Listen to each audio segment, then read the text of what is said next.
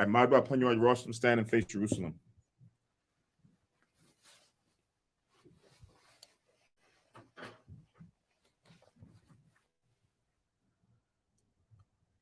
The blessing of the feast of dedication. Barakatah Yahweh, Bahashem Yahweh Shai, Asherah, Athalanawa, Hayawam, Chaanakah, Bashalawam, Thowada, Amen. Blessed are you, Yahweh, in the name of Yahweh Shai, that gives to us the feast of dedication and peace. Thank you, so be it. Psalms 121. Anya Harayim Ayanyam Ya O Haharayim Mayan Yabawa Isaiah Yabawa Mayahawa Shaisha Shemayim Warataza La'a Yanathan Lamawat Regalia Yala'a Yanawum Shashamarka Hana La'a Yanawum Wala'a Yayashun Shashumar Yasharella Yahweh Shemaya Yahweh Tazaya Ayel Yam Yam Yawam Hashemash La'a Hakaya Wayrat La'a Balayala Yahweh Yashamaya Mako Ra Yashamar Napasha Yahweh Yashamar Hawalakia Wabuaya Ma'aifa I Willam Bahasham Yahweh Thawada Aman. Psalm 121. I will lift up my eyes unto the hills, from whence cometh my help. My help cometh from the Lord which made heaven and earth. He will not suffer thy foot to be moved.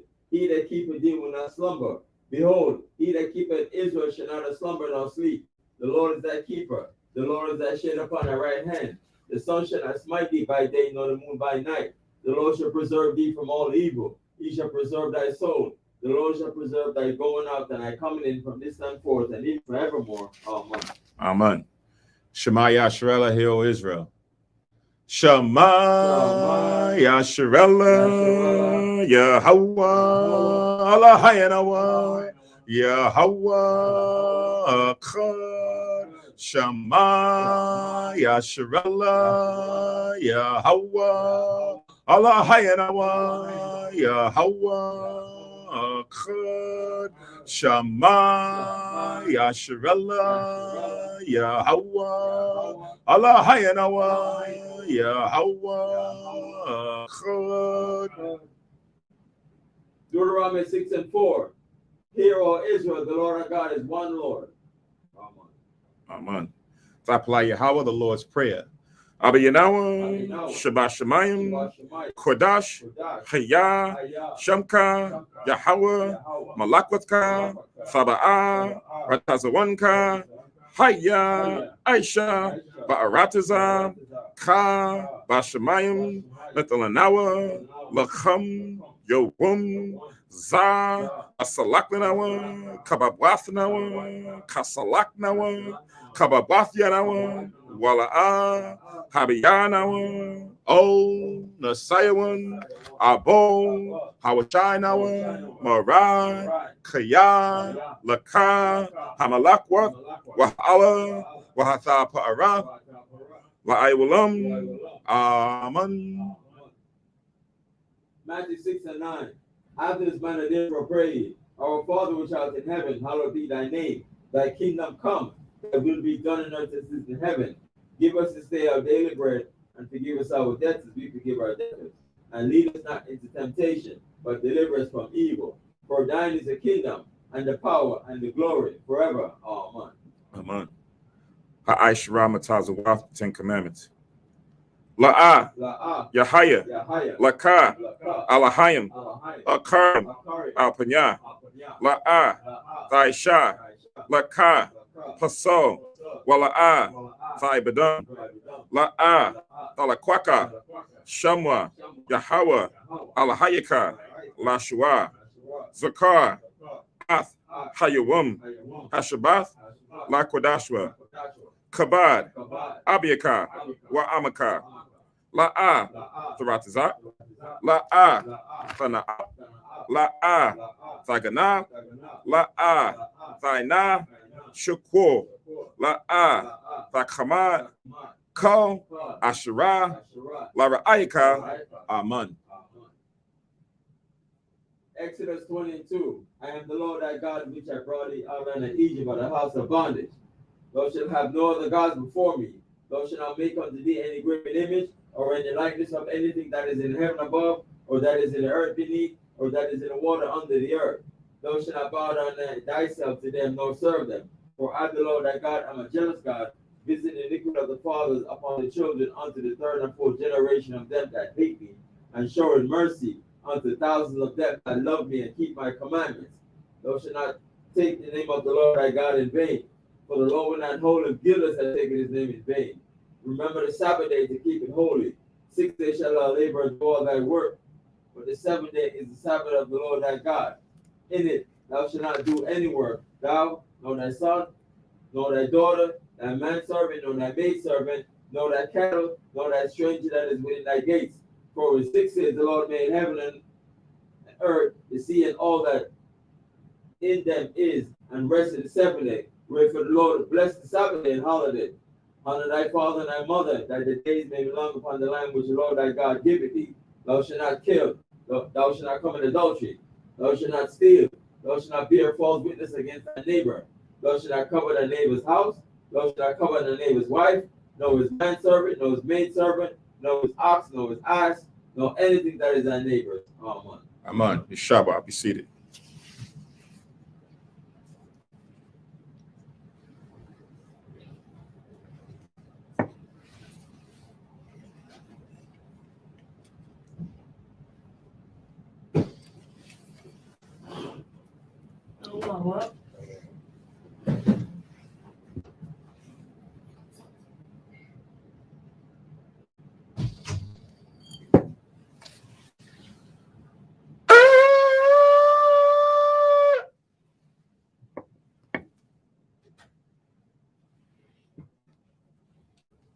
Barakatha Yahweh Ba'Hashem Yahweh Shai, Asherah, Nathan Lanawa, Par Yakapin, throughout Amun, La Yahweh Ba'Hashem Yahweh Shai, Ath Yasha Allah.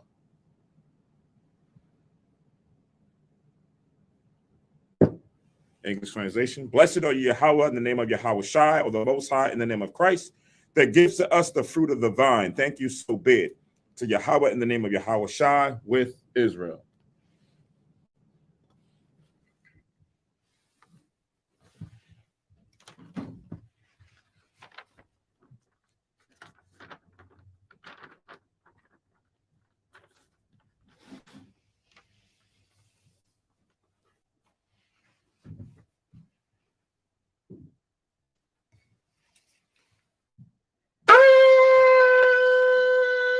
I model upon you, Jerusalem, stand and face Jerusalem.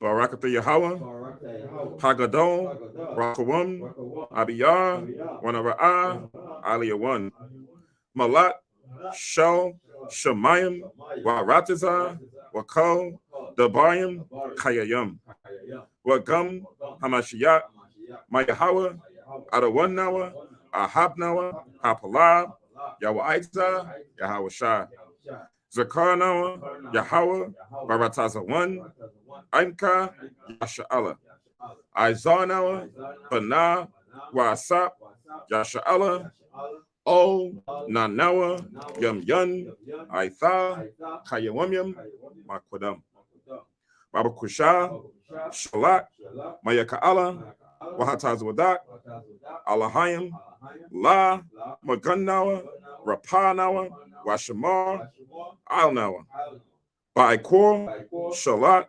Harocha, Shal, Yahweh Shai, Lanawa, Lalamanawa, Rabiam, Kakama, Tabawana, Wada'ith, Shal, Dabaraka, Bahasham, Yahweh Shai, Thawada, Thamyad, Wa'iwalam, Aman.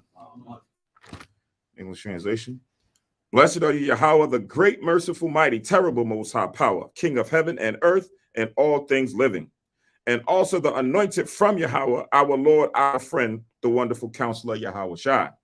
Remember us, Yahweh, favorably, your people Israel. Help us build and gather Israel. Most high, we beg you, right now, like the days of old. Please send Michael and the righteous powers to protect us, heal us, and watch over us. Mainly send the spirit of Yahweh Shai to us to teach us much wisdom, knowledge, and understanding of thy word. In the name of Yahweh Shai, thank you always and forever. So be it. Repeat the Hebrew only. Blessed are you, Yahweh, in the name of Yahweh Shai that gives to us the law. Barakatah Yahweh, Bahashem Yahweh Shai, Asherah, Athalanawa, Hathawara. Blessed are you, Yahweh, in the name of Yahweh Shai that gives to us light to see. Barakatah Yahweh, Bahashem Yahweh Shai, Asherah, Athalanawa, Awar, Lara Awa. Blessed are you, Yahweh, in the name of Yahweh Shai that gives us the ram's horn to call the people. Barakatah Yahweh, Bahashem Yahweh Shai, Asherah, Athalanawa, Koran, Ha'ayel, La Korah, Ha'aim. Yeshabah. Be seated.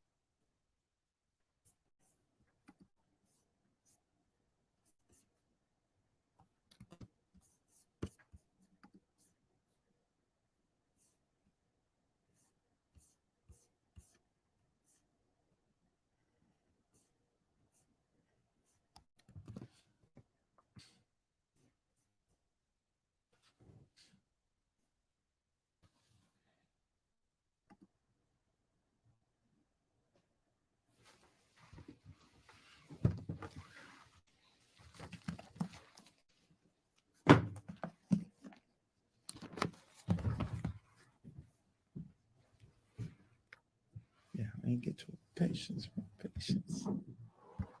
Patience, brethren.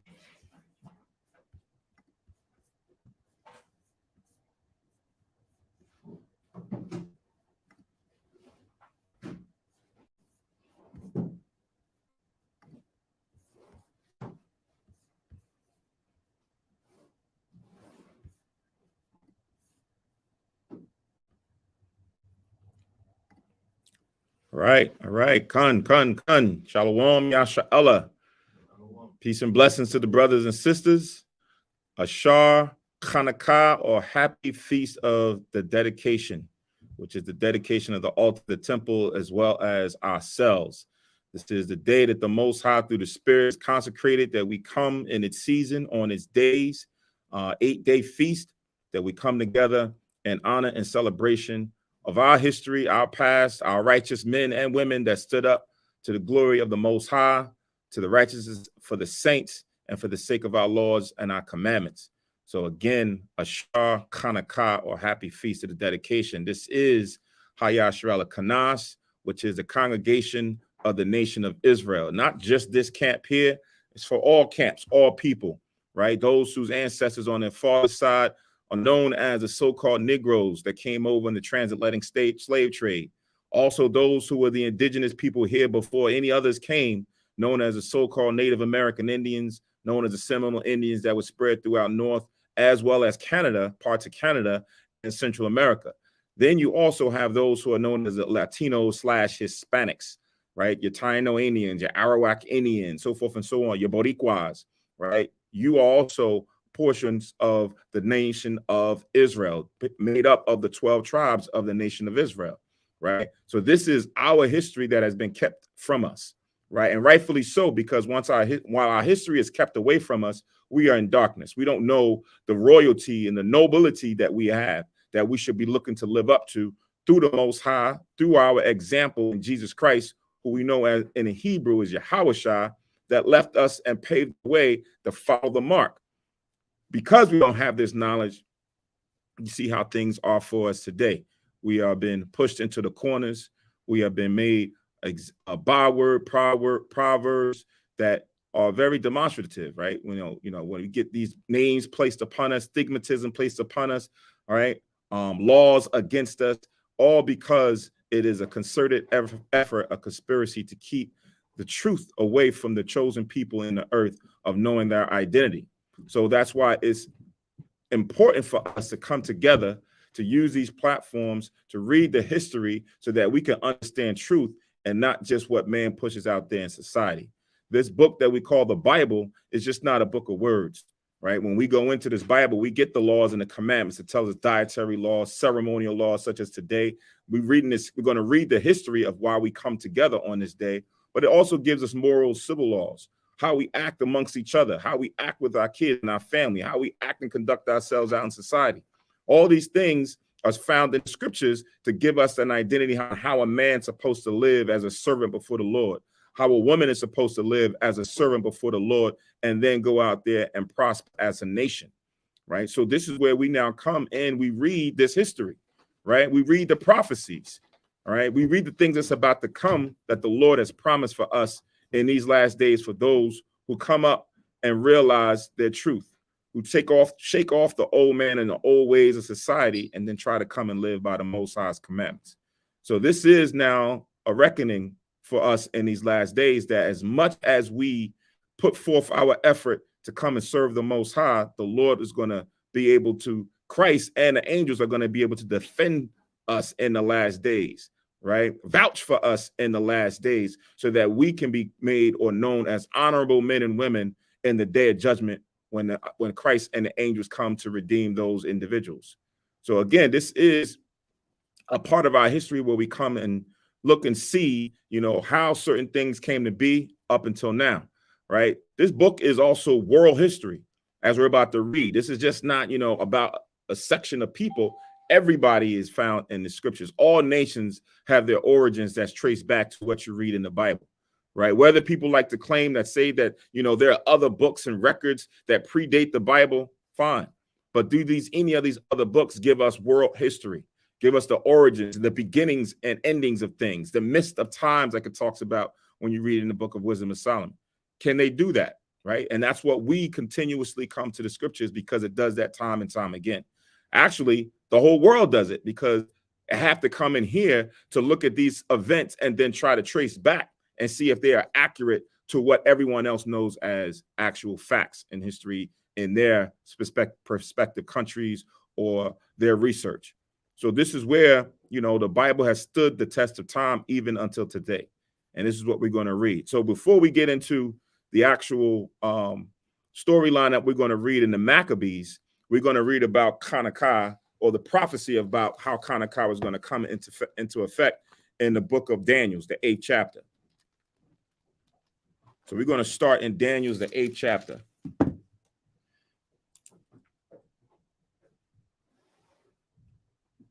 My name is Kahan, or Priest Samat, and through the privilege of the Most High, I'm going to be presiding over tonight's feast day service.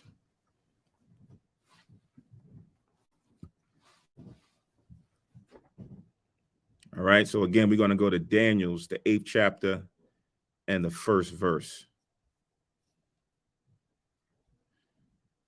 So it says, in the 3rd year of the reign of King Belshazzar, a vision appeared unto me, even unto me, Daniel, after that which appeared unto me at the first, right? So now here's another vision that's coming to one of our great pillars within our nation that we read throughout the Bible as Daniel.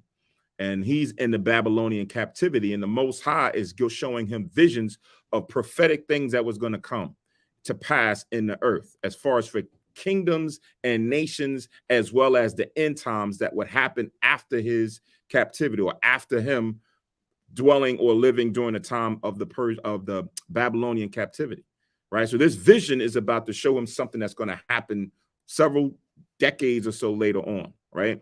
It says, and I saw in a vision, and it came to pass when I saw that I was at Shushan in the palace, which is in the province of Elam. Elam is known as the so-called East Indians when you read the Bible. This is their original forefather, Elam.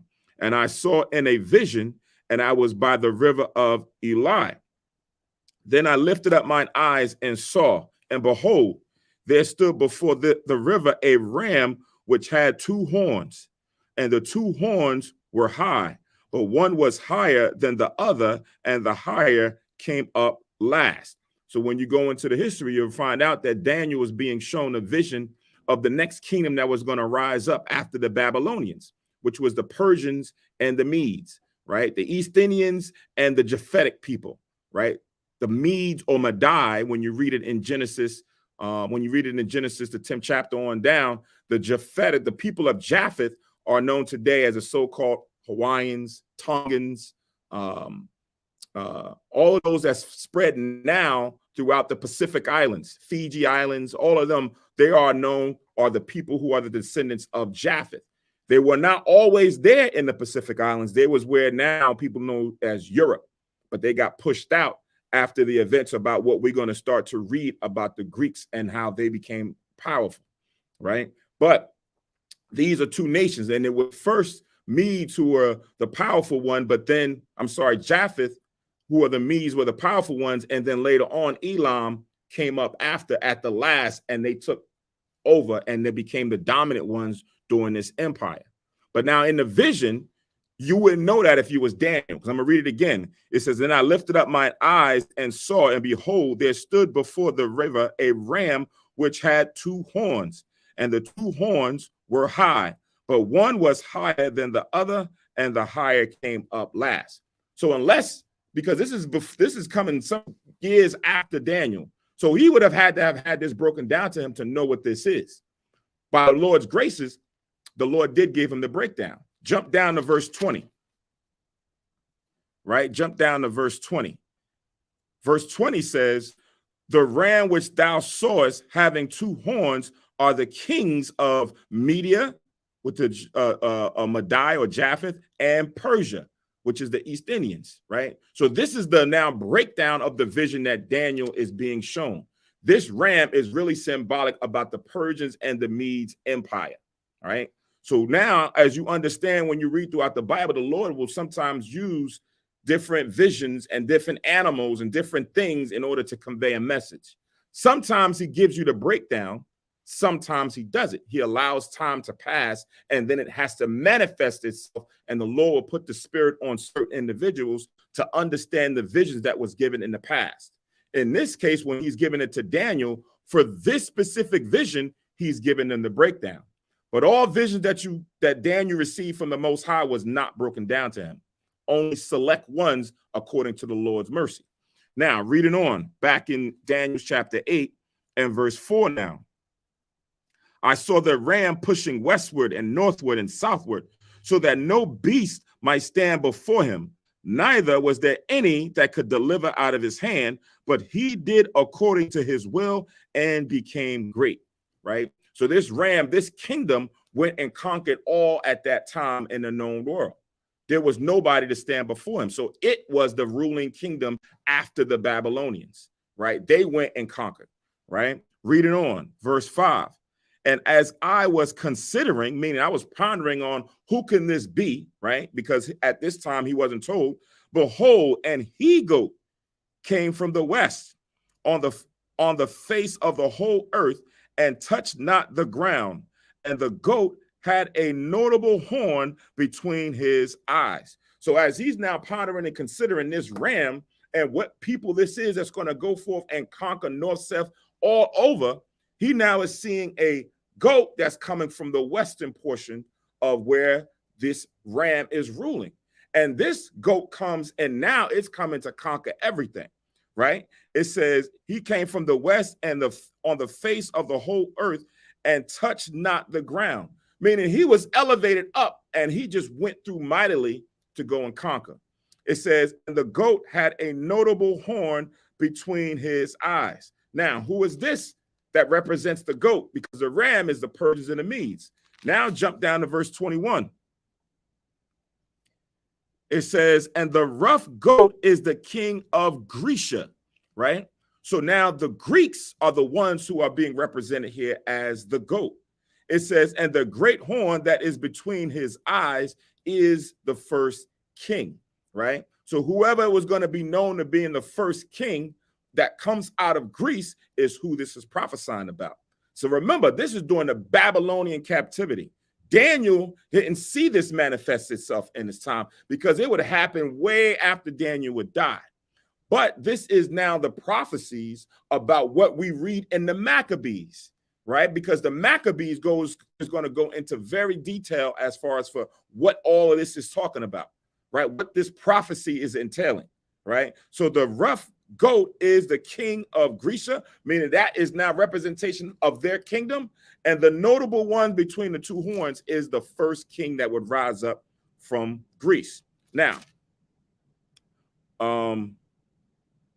let's go back to verse 6 now.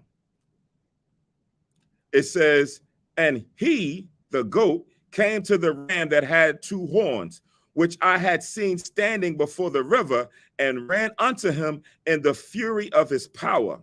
And as I saw him come close unto the ram, he was moved with choler against him, or hatred, and smote the ram and break his two horns. So the alliance of the Persians and the Medes got overthrown, or would be overthrown, by the Greeks, because the Greeks represent this goat.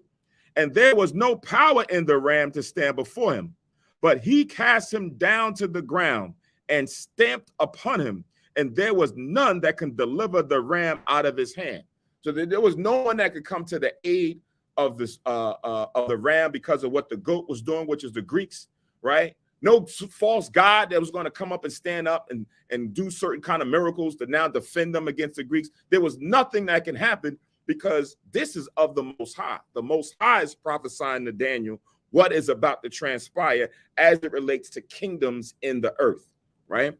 Verse 8, therefore the he-goat waxed very great, and when he was strong, the great horn was broken, and for it came up four notable ones toward the four winds of heaven. So again, this is prophecy about what we're about to read in Maccabees. So we got to make sure that the details that's seen being expounded upon here in Daniel's correlates to what's in the Maccabees. Because again, this is world history, right? This is just not made up things. This is world. If people say that the Bible is just, man-made, world-made up things, then man has a whole control over the whole earth to make all of these things happen in the manner that it wants. It's not the case. The Lord tells you that man's goings are of the Lord. The Lord is dictating how these things are going to come to pass, what kingdom is going to rise up and what kingdom is going to fall down, right? He tells you that early on in the book of Daniel. He tells you that in the book of 1 Samuel, that he is the one that chooses and selects kings. He makes a person rich or makes another person poor, as far as for either man or even as a nation. The Lord is in control of all of those things. So I'm going to read verse 8 again. Therefore, the he-goat, Greece, waxed very great, and when he was strong, the great horn was broken, for it came up four notable ones towards the four winds of heaven. And out of one of them came forth a little horn, which waxed exceeding great toward the south and toward the east and toward the pleasant land, right? So again, this also has to be fulfilled in the prophecies of what we're reading in Maccabees. And it waxed great even to the host of heaven, and it cast down some of the host and of the stars to the ground and stamped upon them. So now this is not speaking about that during the times of the Greeks, they went up into the second heaven or in outer space, and they had the power to bring down actual stars and cast it to the ground, and they was controlling shooting stars. No, The stars that it's talking about is the children of Israel. They came and stamped upon us. They brought us low or brought us down to the ground. That's what it's talking about. We are the host and the stars to the ground that it's speaking about, and stamped upon them.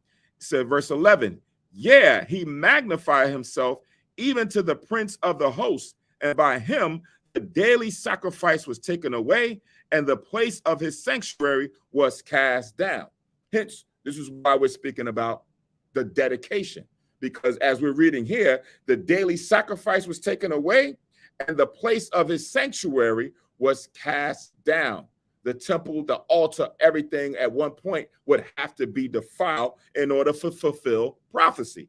Verse 12, and an host was given him against the daily sacrifice by reason of transgression, and it cast down the truth to the ground, and it practiced and prospered. So that's what happened. At a certain point, the truth was now going to be given up. It was going to be cast to the ground in place of something else.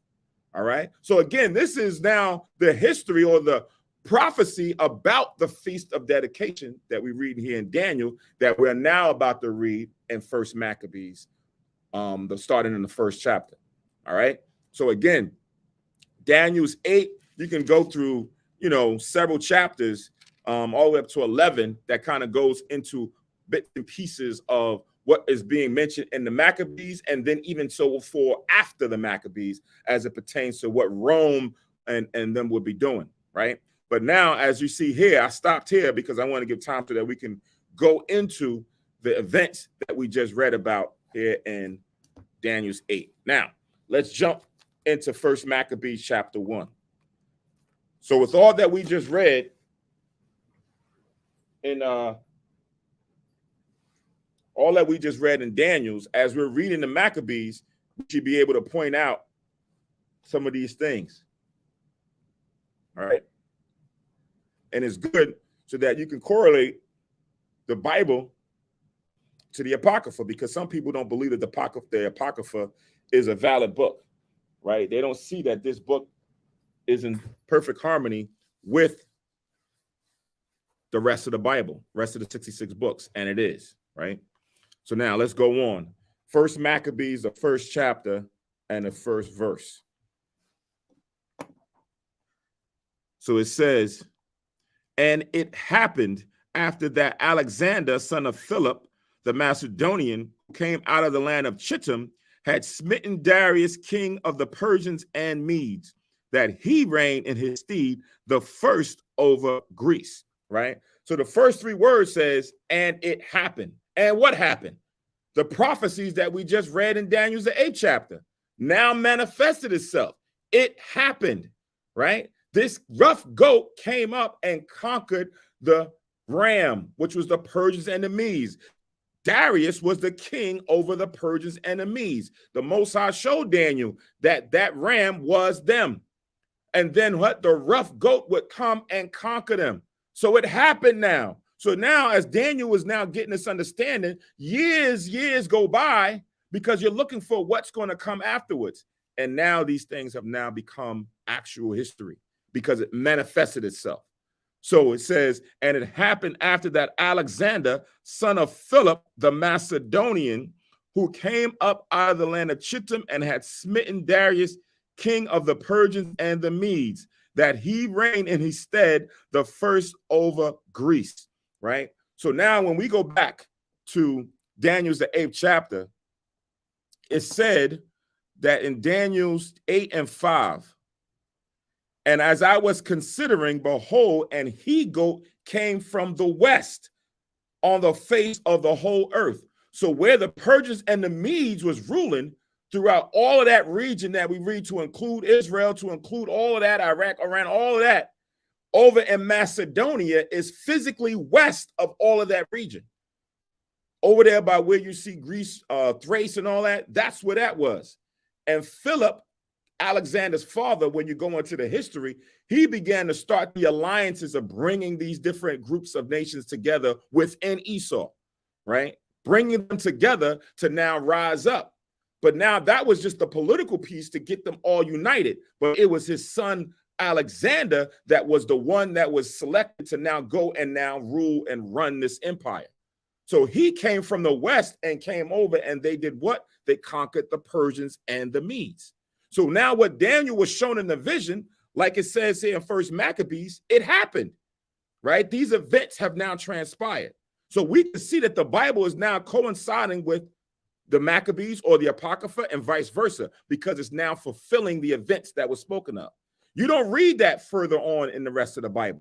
You don't read about that in the New Testament, right? You don't read about that in Malachi before it gets to the New Testament. And you don't see these things, but now the gaps is being filled in with the Apocrypha. So now, reading on, First Maccabees 1 and 2.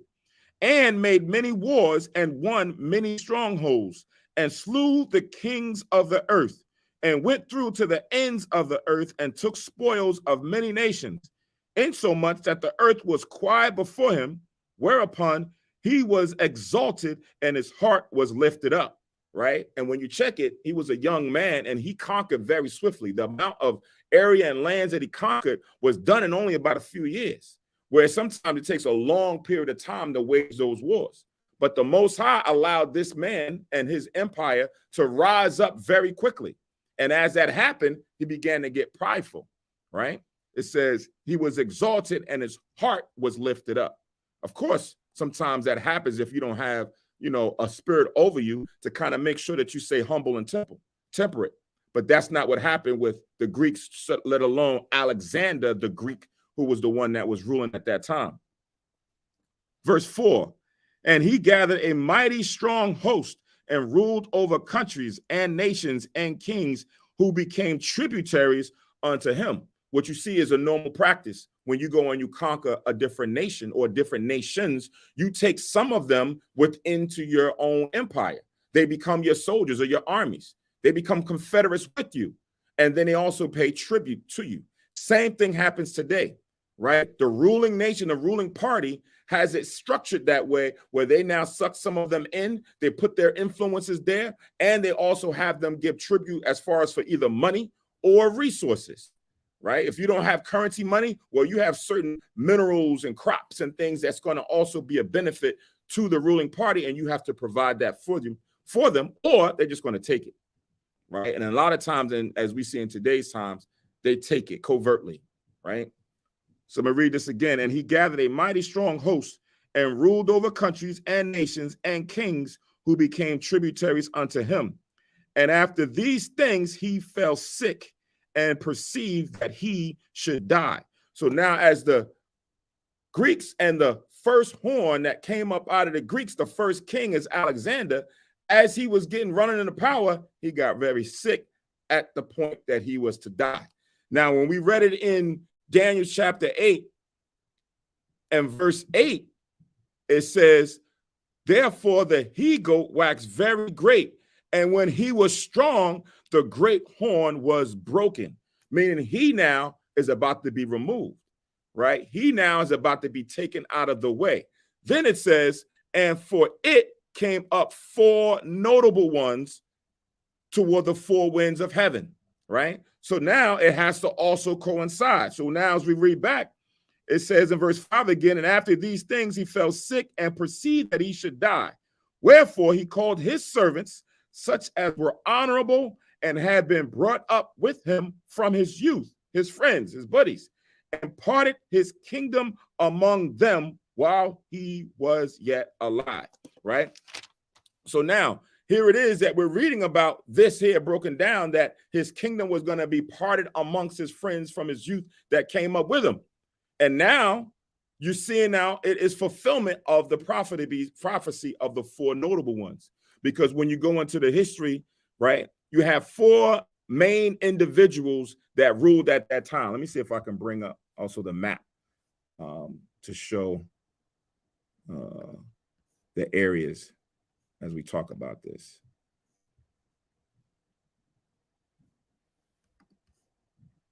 Let me see if this is one.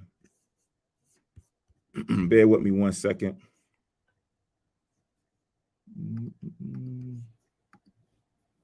All right, I think this might be one.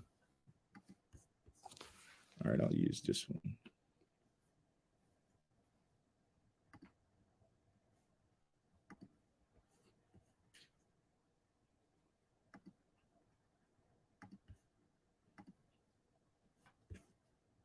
Is that up on the screen there? Yeah. All right. So now when you go into the four individuals, right? One you had called Ptolemy, which if you can see it on the screen, it's the area that's toward the bottom here. That's in around here in Egypt. That's in that purple region.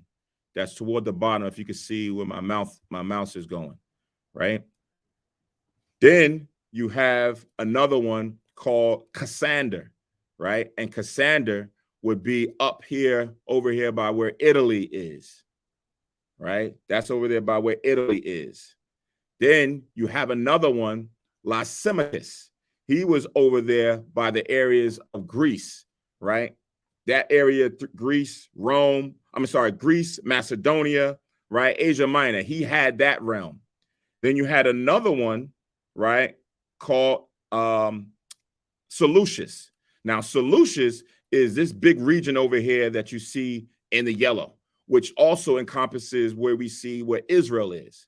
That's the predominance of where we're going to be reading throughout the Maccabees. It's the Seleucid dynasty that now is going to take place. Now, when he parted this land or parted these areas to his friends, it just wasn't for. When you go into the history, there was a lot of warring and fighting amongst the Greeks, amongst these individuals to take that land. It took some years before it solidified and became what we see somewhat here today, because you have to be very careful with map makers, because sometimes maps may be altered here and there. But for the most part, the Seleucid dynasty, the Seleucid, who is now that run of the four that came up, that's the area that we are going to focus on, or the storyline focuses on in the books of the Apocrypha. As well as it's going to mention Ptolemy, who was down in Egypt, as we're going to read. But again, it's always focused on Israel, right? This is the history of our ancestors. This is the history about our forefathers and how we played a part in the history of the world, the known world at that time. It ain't really going into Moab or the so-called Chinese people. It's not going into the history in depth. It's going to go into our history in depth as it relates to different kingdoms and empires in the earth, right? So now as we're reading about these four notable ones, it's those four that rose up to top, right? That was able to withstand all of the different armed forces that came to fight against them, and they ruled in these different areas. So again, it wasn't that he said, hey, you have all this land and you have all this land. No, he gave them crowns and said, you're going to be the ones. But of course, there's always dissension, and other people are going to want to come up and fight against those who had that power at that time. All right. So that's just the map. But again, we're focusing on the area that's in the yellow, or the person who was given the crown to rule where the yellow area is. That's the Seleucus, or the Seleucid dynasty. Again, his name was called Seleucus, and his dynasty was called the Seleucid dynasty. All right. So now let's go back to First Maccabees, chapter 1 and verse 7 now.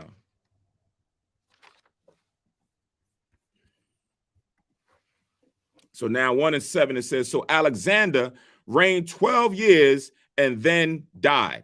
Again, so 12 years he reigned, a short period of time to rise up to power, then now gain the kingdom of the known world, and then he would die, right? So when he said he got sick, history tells us that it most likely was syphilis, because as you know, the custom of the Greeks, as well as the Romans, they are a vile nation as far as for the things that they like to intertwine themselves with, right? When we go into the acts that the Bible speaks about in the Old Testament and the New Testament, that the Lord said it was forbidden, they dealt with all different kind of wicked acts. And he got caught up in that. As if you watch the movie Alexander, they'll show you how he went and did all kind of, illicit things with men and so forth and so on. And then over time, he would get ill or sick, and then he would die, right? But again, this would be a fulfillment of prophecy, because it says that great horn was going to be broken, meaning he was going to get sick through an illness and then die. But before he did that,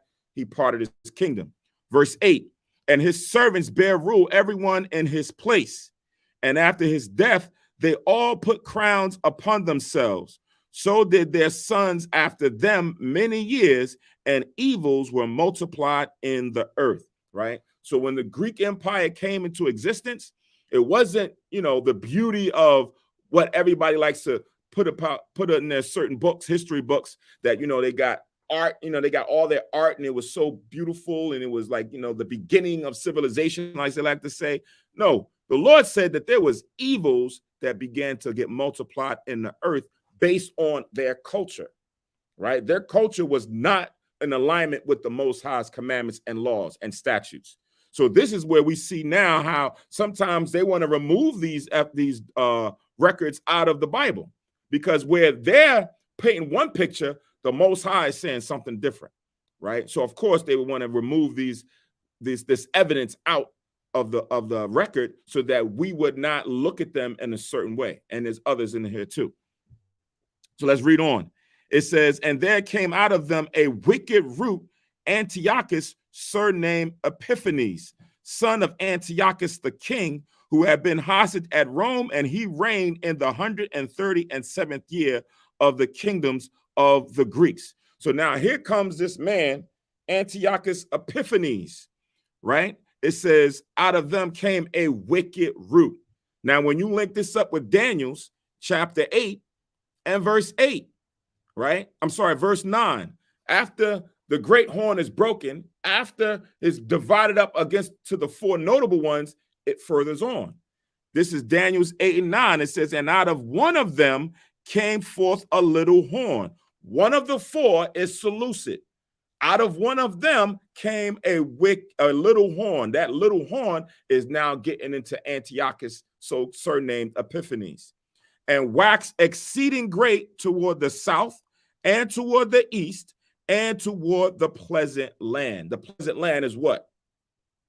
Israel, right? So this man, Seleucid, was one of the four, but then out of his line, one man came up who would then now rule in these areas, but mainly in the land of Israel is where you're now going to see how he now played a part in our homeland. And that's what we're about to read. So again, it shows you the correlation between the vision and the actual events.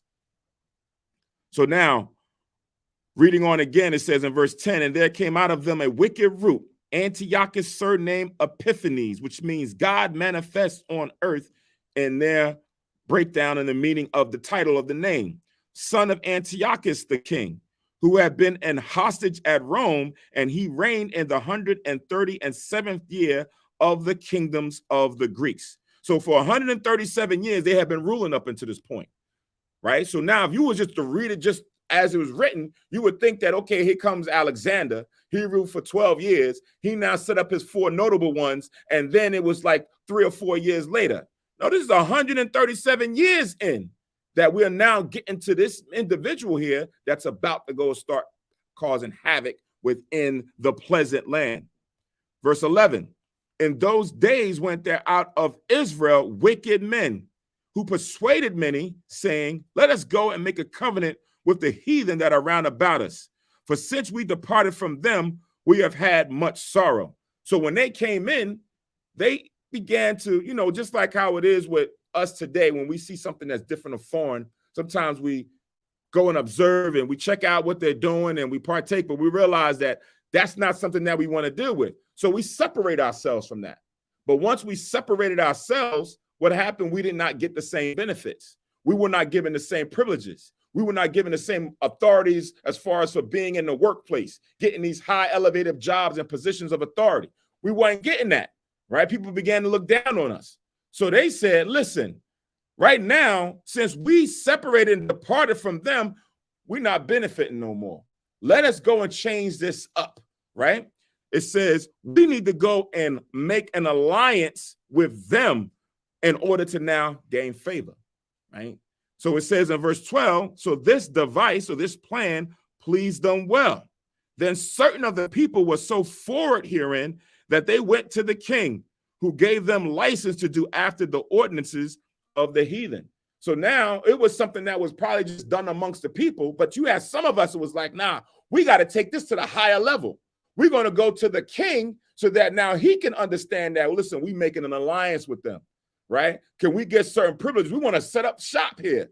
And the king said, well, this sounds great, right? I'm giving you license, meaning I'm giving you money and certain things to go out there and to set this all up in these areas, right? That's what that license is. It's like when you go out here to go and start up a business, you can't start up something within the streets without technically having what? A license. You want to sell food? You got to go to them and say, listen, I want to get a license to sell food. I want to get a license to sell clothes. If not, then you technically are not authorized to do it.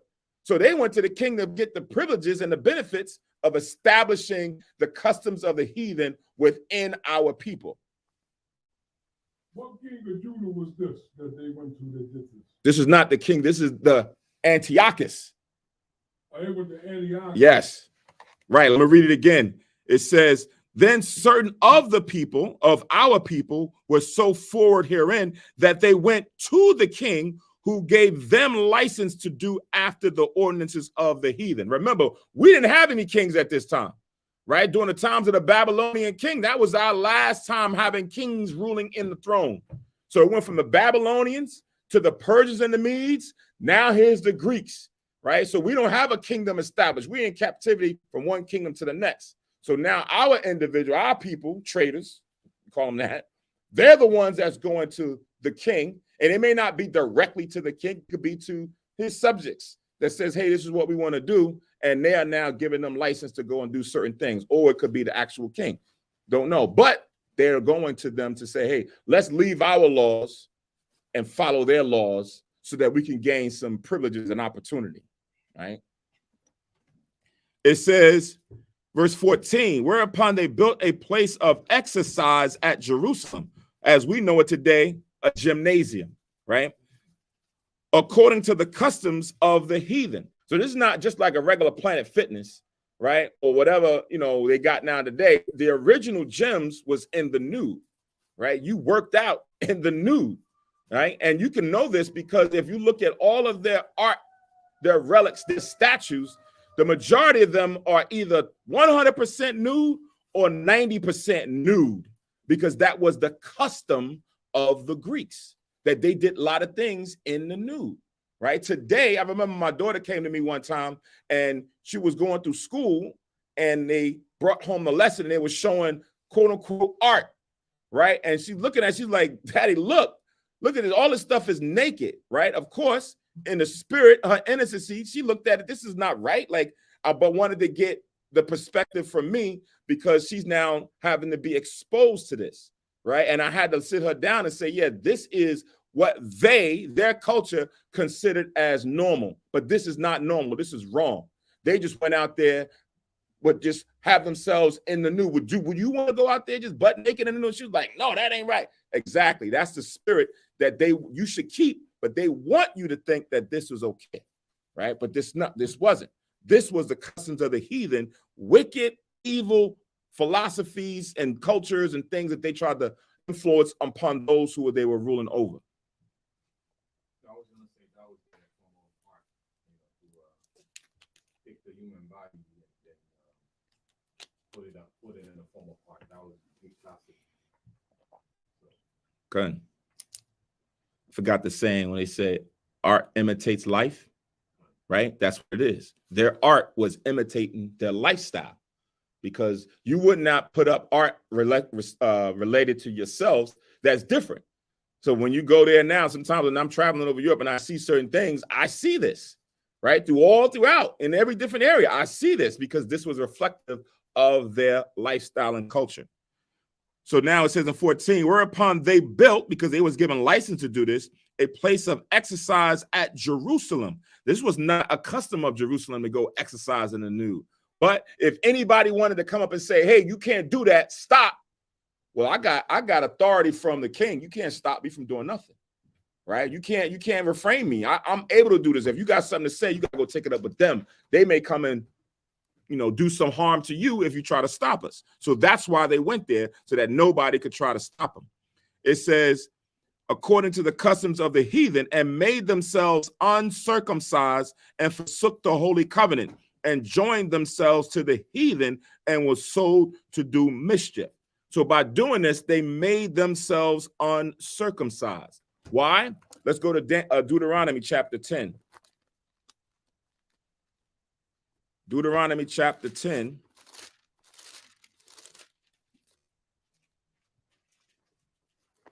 And verse 16.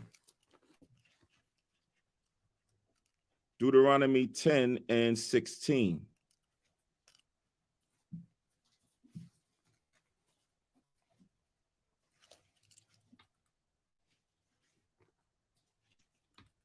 Somebody can read that, Bible Shah.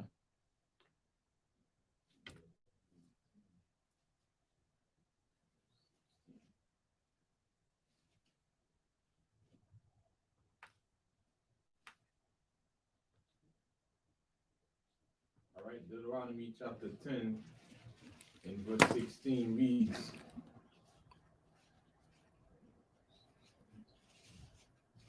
all right, and it reads, circumcise therefore the foreskin of your heart, and be not more stiff-necked. Right, and be no more stiff-necked. So it says, circumcise therefore the foreskin of your heart, because there was a physical law that meant that every male on the 8th day of their birth had to circumcise the foreskin of their flesh, right? That's a law that's within the nation of Israel. But now the Lord took it to a higher level, because that was a token of something greater to come, that we needed to circumcise the foreskin of our mind. Your heart is your mind. Like when you say, I love you with all my heart, you don't love somebody with all your flesh heart, because that heart can't do anything but pump the blood and circulate it through your body. But now the actions of how you show someone love is through the mind, the thoughts that come from the mind of what things you should do or not do. So that's what the Lord says. He wants to circumcise the foreskin of your heart, not cut your heart out and cut pieces of the flesh off, but it's talking about your mind. Certain things that you were dealing with before as it pertains to acts and customs of other nations or lust of the flesh, remove that part from your heart, right? Remove that from your heart, and then now come and serve the Most High. Don't be a stubborn individual no more. So now we see that circumcision is just not a physical thing, it's a spiritual thing. Now, if you don't circumcise the foreskin of your heart, the Lord says you're going to be considered stiff-necked. Now let's go to Leviticus 26. Go to Leviticus chapter 26.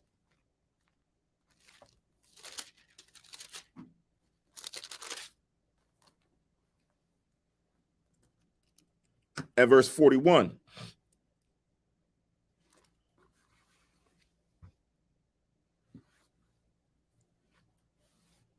Leviticus chapter 26 and verse 41. Leviticus chapter 26 and verse 41 reads, and that, Salak, start at 40. Mm-hmm. if they shall confess their iniquity and the iniquity of their fathers with their trespass, which their trespass against me, and that also they have walked contrary unto me, Mm-hmm. and that I also have walked contrary unto them, and have brought them into the land of their enemies, if then their uncircumcised heart be humbled, and then accept of the punishment of their iniquity. Right. So it says, if you acknowledge your sin, what you have done, what your forefathers have done, if you come and you let me know that, listen, I see where I've gone wrong at Most High. I've seen where I've gone wrong. Then the Lord says, then I'll let you know that I walked contrary to you based on what you did and brought you into captivity because of your uncircumcised heart, which is synonymous with what? Sin, right? If you acknowledge that your heart was uncircumcised, if you can now tell me that these things was true, read on. Then will I remember my covenant with Jacob, and also my covenant with Isaac, and also my covenant with Abraham will I remember, and I will remember the land. Right. So the Lord says you got to acknowledge your offense, your trespass, your sin, accept your punishment. And if you accept your punishment, then the Most High is going to be able to now come back and deal with you, right? From your uncircumcised heart. So again, when they did this during the times of the Maccabees, they now separated themselves from the Most High, right? That was the beginning of following after Esau and his customs and his culture. And now we were an uncircumcised nation, or portions of us was an uncircumcised nation. Now, go to Ephesians chapter 2. Go to Ephesians chapter 2.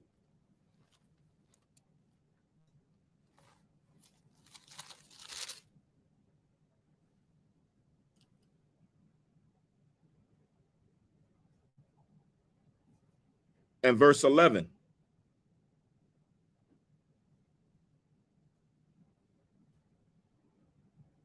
I actually start at 10. Ephesians chapter 2 and verse 10.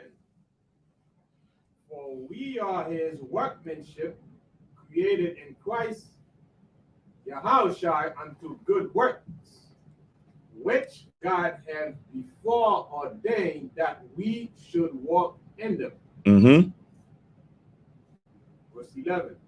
Wherefore, remember that ye being in time past Gentiles in the flesh, who are called uncircumcision by that which is called the circumcision in the flesh made by him. Right. So it says that we are the workmanship of Yahushua unto good works, meaning keepings of the law, right? And have been ordained by the Most High that we should walk in that. Now, for those who was in Ephesus, right, this is a reminding that says, remember, you were in time past Gentiles in the flesh, meaning you was walking or following after the customs of the Gentiles or the Greeks or the Romans, right? It says, who are called uncircumcision.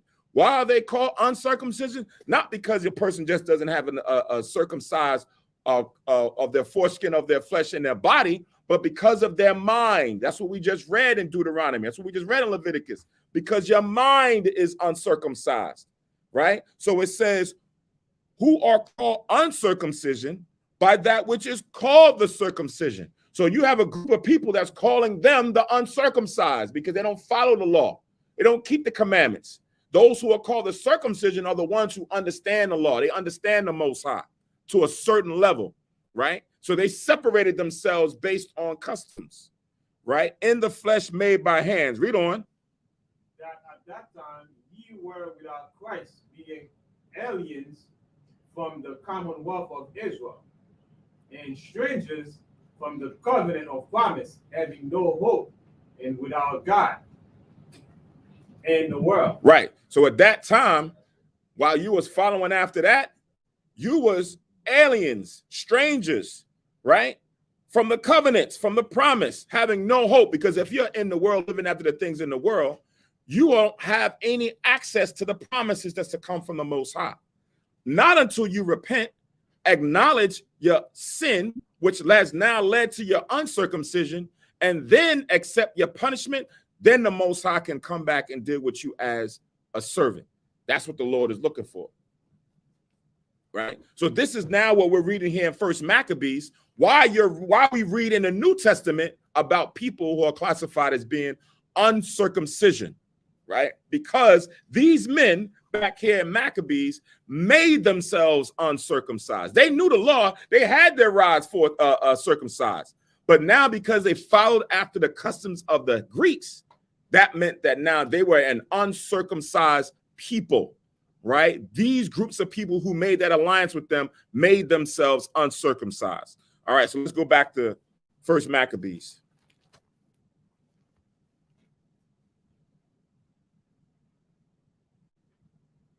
First Maccabees 1:15, and made themselves uncircumcised and forsook the holy covenant and joined themselves to the heathen and was sold to do mischief or sin, right? Like Yahushua says that we are bought with the price, right? These men were sold to do mischief, meaning they sold out. Right? They were sellouts to the law, sellouts to their people, sellouts to the Most High God to do sin.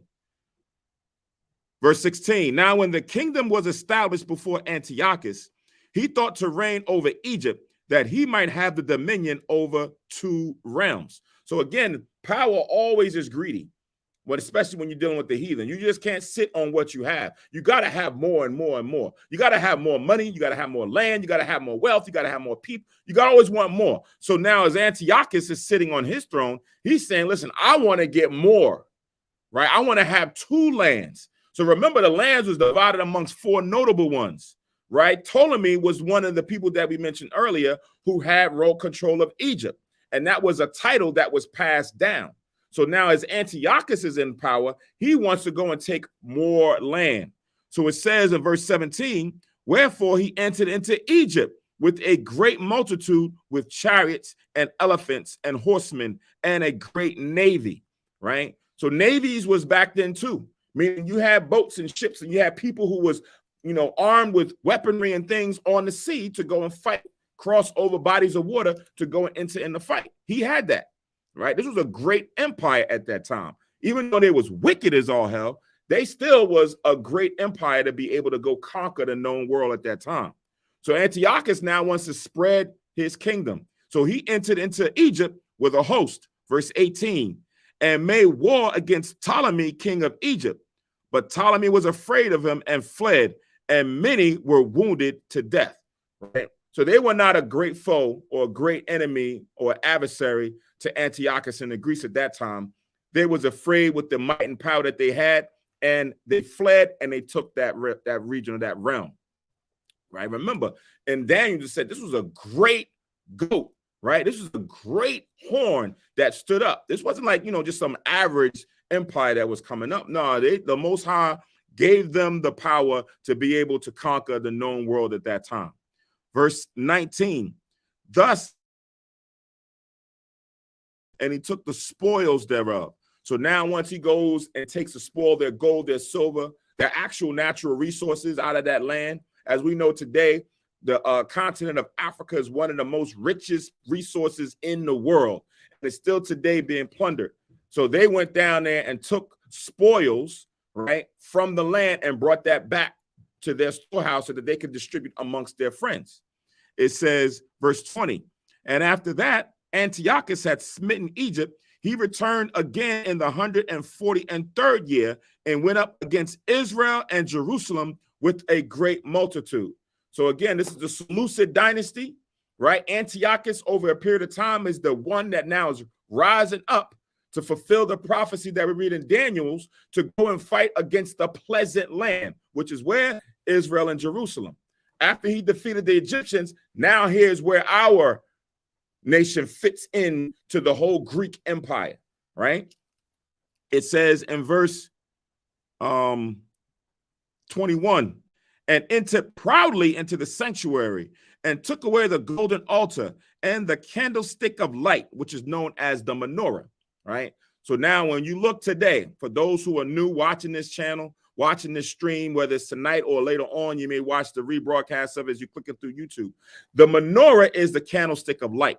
And when you look now, when you Google, you normally don't see what you see here to my left as far as for what the candlestick looks like, how the Most High gave or ordained it when you read it in the Bible.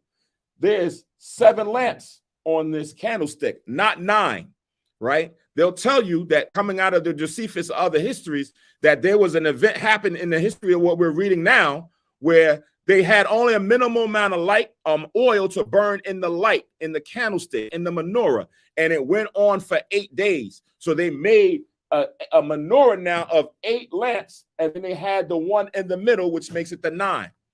But history, archaeology tells you that that's a lie, right? Because during the times of the Romans, and I'll try to see if I could bring it up later on, when the Romans came into the temple and defiled it and destroyed it, they stole the menorah out of the temple. And they even made it a monument that's still standing today called the Archetitus.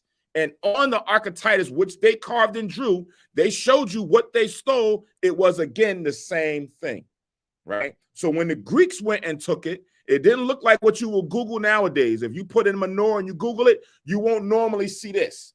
20 or 30% of the time, you may see a candlestick that looks like this. The majority of the time, it's a 9-stick candlestick, which shows you that that's a lie. based on the scriptures and based on archaeology. Just wanted to point that out.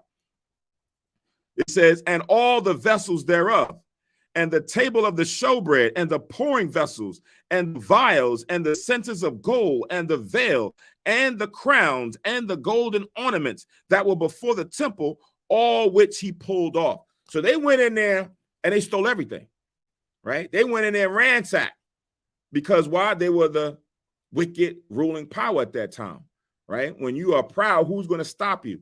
When you see certain things, as we're going to read on, there was no temple like our temple in the whole known world, right? At this time, during King Solomon's time, there was nothing equal to that. So they went in there and took all these things that were not just great vessels, but these were sacred vessels to the Most High. Sacred vessels that only certain men out of the tribe of Levi had access to conduct the service of the Most High. They, with undefiled hands, went in there and stole all of that. Do you think the Most High is just going to allow that? You think the Most High is going to not deal with them? He would. If you when we was reading in Samuel's, when the man went to go catch the Ark of the Covenant, thinking that he was doing a good job, the Most High killed him. And he's an Israelite, but he was not of the sons of Levi who had the authority to deal with the Ark of the Covenant. He wasn't, and he got killed. What do you think the Most High is going to do to this nation that did these things, that stole these things? Somewhere, I don't know where, they had probably still the menorah from back here, hidden in maybe the Vatican or somewhere. I don't know. But do you think the Most High is just going to allow that to happen without no form of punishment if he punishes us this way? Right? We know that this judgment is coming because the Most High has already prophesied about it. Just like we see these things here being spoken of that happened during Daniel's time. All right. So let's read on. It says in verse 23, he took also the silver and the gold and the precious vessels, and he took the hidden treasures which he found. Right. So there's some hidden things that's not even widely known or widely seen by certain people. They took all of that. Silver and gold. There's certain times where the Israelites, we came and we donated silver and gold for the purposes of the temple, for the purposes of the Most High. They took that too from the storehouse, right? It says, and when he had taken all away, he went into his own land, have made a great massacre and spoken very proudly, right? It said that he made he just didn't steal the relics. He didn't steal the holy vessels. He also did what? It says made a great massacre, right? Meaning what? He went out there and murdered a whole bunch of Israelites in doing so. Those that probably stood up to try to defend them against what they was doing, right? Those who was probably just carelessly there, because sometimes they'll see it in certain movies where Esau and them going to just go out there and recklessly just kill people just because. It sometimes even happens today in war, where as you go into certain places, because you have the power, who's going to say something? Who's going to stop you, right? You're in a certain village, you're in a certain area, and, you just having fun, you stealing things, somebody come and say, stop, right? Or you just slice them and cut them up, right? Who's going to say anything? But they came and pulled off a great massacre against the Lord's chosen people. Now, remember, we read in Daniel's the 8th chapter, it says in Daniel's 8 and 10, and it, talking about, again, the goat, Greece, waxed great, even to the host of heaven. Who's the host of heaven? Israel is the host of heaven. And it cast down some of the hosts and of the stars to the ground. Who was the stars? The people. Which people? Of Israel. We were stamped out to the ground, destroyed, killed, murdered, massacred. Right? So what Daniel saw, and it says, and stamped upon them, what Daniel saw was what is now being read right now in detail. Then it says, I see your hand. Yeah, and he magnified himself to the prince of the host, and by him the daily sacrifice was taken away, and the place of his sanctuary was cast down. That's what we're reading about. The place of the sanctuary was robbed, taken out, right? By the Greeks, by Antiochus, the evil root that came from up out of the four. You had me thinking about during the Bush years in 2000, Bush 43, his Department of Defense had Robert Rumsfeld He used to make jokes about that on press conference. He would say, "Yeah, we have to say the Pentagon, ready, fire, aim." Ha ha ha ha. They used to laugh about that. So you're saying about collateral damage. He was just like, Exactly. You know, when you that proud, you that lifted up, you don't really care for those who are beneath you, right? And during 2020, when a lot of the atrocities was happening to us back to back during that period of time, that caused us to have this worldwide global, Black Lives Matter movement march, right? And then they said, hey, we got to sit down. And when we started having these town halls in these different areas, you had some Edomites who just came out and was honest and said, listen, I can't relate to you. I can't sympathize with you because I don't understand your plight. I just never cared to, right? I remember they still have that video on. I think it was, I forget the guy who, out in the Midwest, when they went to his town hall, the Edomite said, yes, I never knew about and nor did I care to, because why would I? Because when you're lifted up, when you're a part of the privileged, you really don't have to come down to the underprivileged or those who are less fortunate and always now need to sympathize and empathize with them and understand their plight. If they did, we would not see the things that's going on now, right? So this is the same thing where now they can easily just go out there with no care or remorse in the world, because again, they are the great empire that is now ruling over the whole earth, and they are now amassing riches and pomp and glory to them and making people tributaries unto them. Even whenever they did try to understand us, it's not for the sake of understanding us. It's for conquering us. Just like the Greek did back then. Like Ptolemy, he pretty much adopt the people that he conquered. Instead of enforcing their culture on them, he become part of their culture just for the sake of taking over. Right, so he blend in, but not for blending's sake, but for the sake of for his advantage. Right, to rule over. And that's what you'll see in the New Testament, in the books of the Acts, as well as in the other writing, the letters, where Esau, Herod, Agrippa, a lot of these individuals who are people who are in high authority, they were learned in our customs. They were learned in our culture. So now, why is that important? Because you still need to understand the people that you're ruling over. What makes them tick, right? What makes them tick financially? What makes them tick religiously, right? What makes them tick educationally, so that you will now understand how do you control them, right? Can I now go in and now manipulate certain things without always needing to use force? If this is how they worship, I can use that form of worship to my benefit. I can now influence certain things, or I can be forceful and just say, you know what, the heck with that. Take all that down. Or I can now change and alter it a certain way so that they can still do that, but also worship me. So some of the kingdoms are very tactful in how they now rule over their subjects. Others will just do it 100% by force and don't care. that was Antiochus' part. That's what he did, right? And he was forced. Ptolemy was pretty much more like blending with the people. Mm-hmm. That's why Ptolemy didn't have too much, rebellion in his kingdom, whereas Antiochus had a lot of rebellion because he was trying to force us to go in, and then he would get a kickback from us. Right. That's why we read in the Maccabees, where when Judas was now fighting against the Greeks, he wouldn't see and observe how Rome was ruling. That Rome, if you were a friend to them, they would allow you to go and just be on your own and do your own thing, right? But you had to, if they went to war, you had to go to war with them. Just like how NATO is, like we're a friend of you. If anybody mess with you, we'll come and defend you. If anybody mess with us, you got to come help us. But you be able to do your own thing and not have to change anything up. Whereas Greece comes in, they like, nah, you got to follow 100% our way, right? So now when we read it and you'll say, well, hold on, ain't the Romans Esau too, right? Why would Judas and them want to go make an alliance with them? Well, because they made it easier. These guys they killing us, right? So if we can now still be under them, if this is according to prophecy, if we can go over here and still keep our laws, keep our statutes under the Rome, why not better go and deal with the Romans and be in alliance or a friend to them than the Greeks, right? So that's what that was. It was more political for our survival and keeping the commandments than just saying, I'm going to go and just do this because I wanted to just make a friendship with them. What Kurt said about the Ptolemies is on point because even you look up Alexandria and Zondervan talks about he had three cultures that were there that were dominant. You had the native Egyptian culture, the new Greek culture, and you had the Jewish culture, which was us living there in like different conclaves.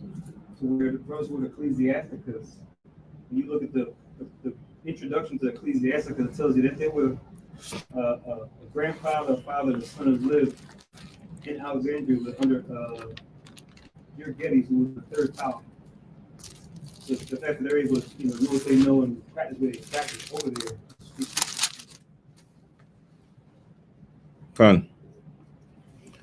All right, so let's go back. First Maccabees chapter 1, and we at verse 25. It says, therefore there was great mourning in Israel in every place where they were, right? So throughout our land, as now this custom and this culture is becoming more predominant, and then they're going through and massacring us. Imagine living in an environment where your livelihood is taken away, which is meaning your spirit, your laws is taken away and being forced out of you. And then they're just violently massacring different people, right? I mean, we see it on a smaller level today. And I say it on a smaller, lower level because we're still being massacred. However, you're going to have it as we read on that what they had to deal with is not the same things that we have to deal with now. We are a third and fourth effect of what they went through. Right? It has been conditioned for us to willingly do it now. Back then, they were forced into this lifestyle, right? They was now going to be forced into it. Now, over years, we see that this is the norm. So it says, every bridegroom took up lamentation, and she that sat in the marriage chamber was in heaviness. So this is just not speaking about the individual people. This is really going into the whole nation. Because when you read the Bible, the Most High likens us to a bride. Right? Yahushua is the bridegroom, symbolizing the state of the nation, right? Even when you read the Gospels and the parables that Yahushua gives, he likens the kingdom of heaven to Israel or to the state of how we are living. So this is what was going on. Every bridegroom took up lamentation, and that she that sat in the marriage chamber was in heaviness, meaning that's the state of how we were as a people, right? We were in heavy mourning. Verse 28. The land also was moved for the inhabitants thereof, and all the house of Jacob was covered with confusion. And after 2 years fully expired, the king sent his chief collector of tribute unto the cities of Judah, who came unto Jerusalem with a great multitude. So imagine 2 years of this just went through, right? From the time of his onset, these wicked traders then went into the king and set up gyms, and then they came through the temple and stole everything, killed everybody. This continued on for 2 years, and now we're about to read about the next piece, right? It says, and I'm gonna read again. After 2 years fully expired, the king sent his chief collector of tribute unto the cities of Judah, who came unto Jerusalem with a great multitude, and spake peaceable words unto them, but all was deceit. For when they had given him credence, meaning, they took their guard down there and they invited him in, it says, he fell suddenly upon the city and smote it very sore and destroyed much people of Israel. So as time went on from the first time, now they come back later on to continue this on, right? So now they're thinking, okay, maybe they've gotten over, what they wanted, what they did to us before. Now they come and speak of peaceable words. Maybe we can come to an understanding. Maybe we can kind of ease this wickedness that's going on. But it was all lies to get our guards down, for them to come in now and do the same things that they had been doing before, which is to rape, kill, murder, steal, make captives of certain people. So there's a precept that we usually have in here, Psalms chapter 55, that goes into the spirit, not only of the Greeks, but also of Esau, Edom as a whole, the Idumeans, right? Not every individual. Somebody might say, well, everybody not like that. Sure, everybody may not be like that. But the Most High is looking at the spirit of the nation. And the nation historically, from the onset, even before the Greeks, they had this same type spirit in them. So this is Psalm chapter 55 and verse 20. Psalms chapter 55 and verse 20. He hath put forth his hands against such as be at peace with him. He hath broken his covenant. So we're reading here about the times of the Greeks, but you could fast forward to the rest of those that come out of the Greeks to seeing what just transpired in the so-called holiday that celebrated several weeks ago, so-called Thanksgiving, right? They made covenants or agreements with Gad and Reuben. But what happened afterward, they would go back on their covenant, break the covenant, and then go and do the same things that we're reading about here in 1 Maccabees chapter 1, right? They would again go and rob, murder, and kill the people. Verse 21, the words of his mouth were smoother than butter, but war was in his heart. His words were softer than oil, yet were they drawn swords, right? So words came out peaceful, but then over time, the realness came out, was manifested. War was in his heart because, again, they came over to do what? Conquer the whole land and enslave the people that was there. And what they did was they made a covenant agreement. Everything is cool. We can sit down and, we have a good meal here and we take this area here and everything else. But when your guard is down, they got smallpox and all other kind of diseases coming. They got guns and things coming in order to now murder the people and rape the women, enslave their children, and then take the land.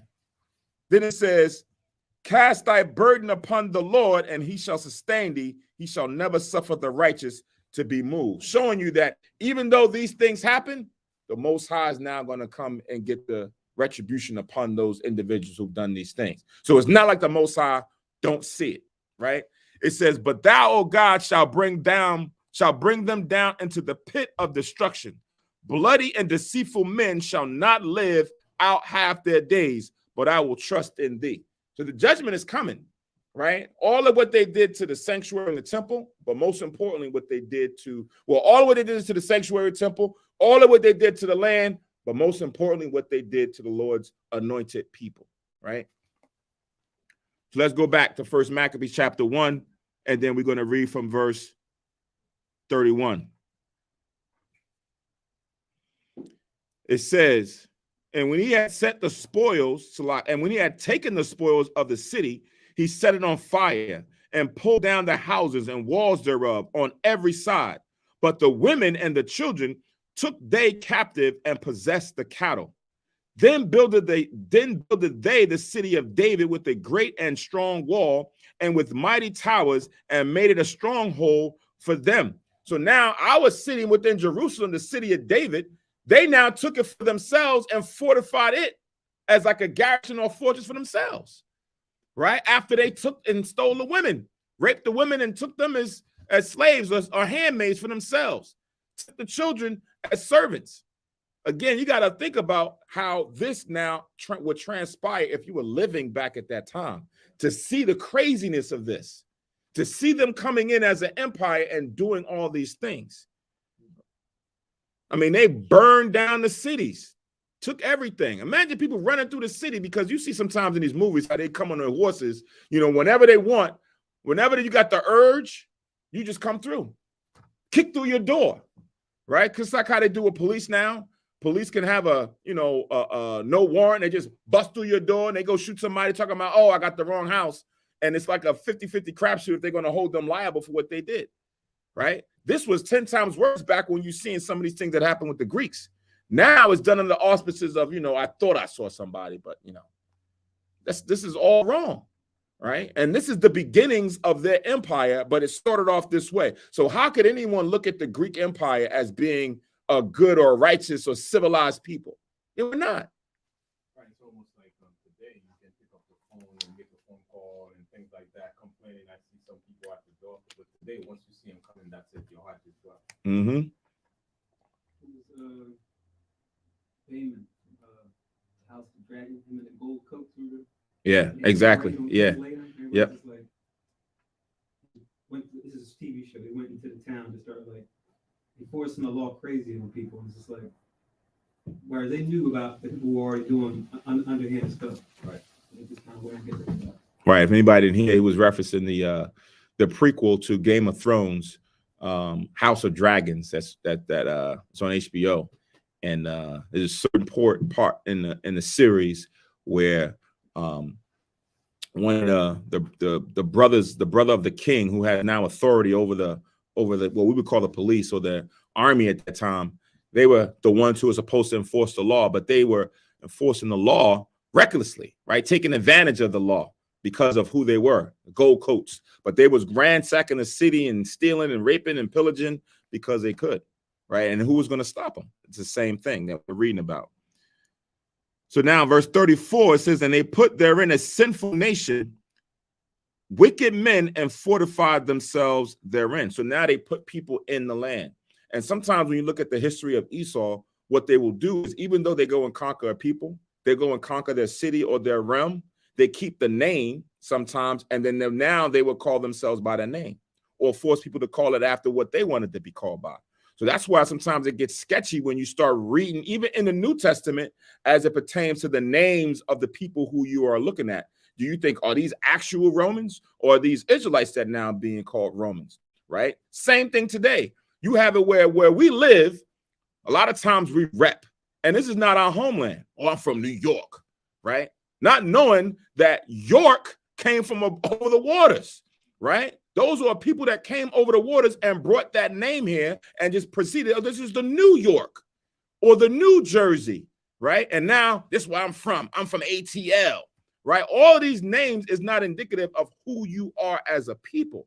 But now when people start writing down these things in books and records, it can get very sketchy and cloudy if you don't know how these things come to where they are now, right? You would just look at the people as far as for who they were being referenced as and assume what this is.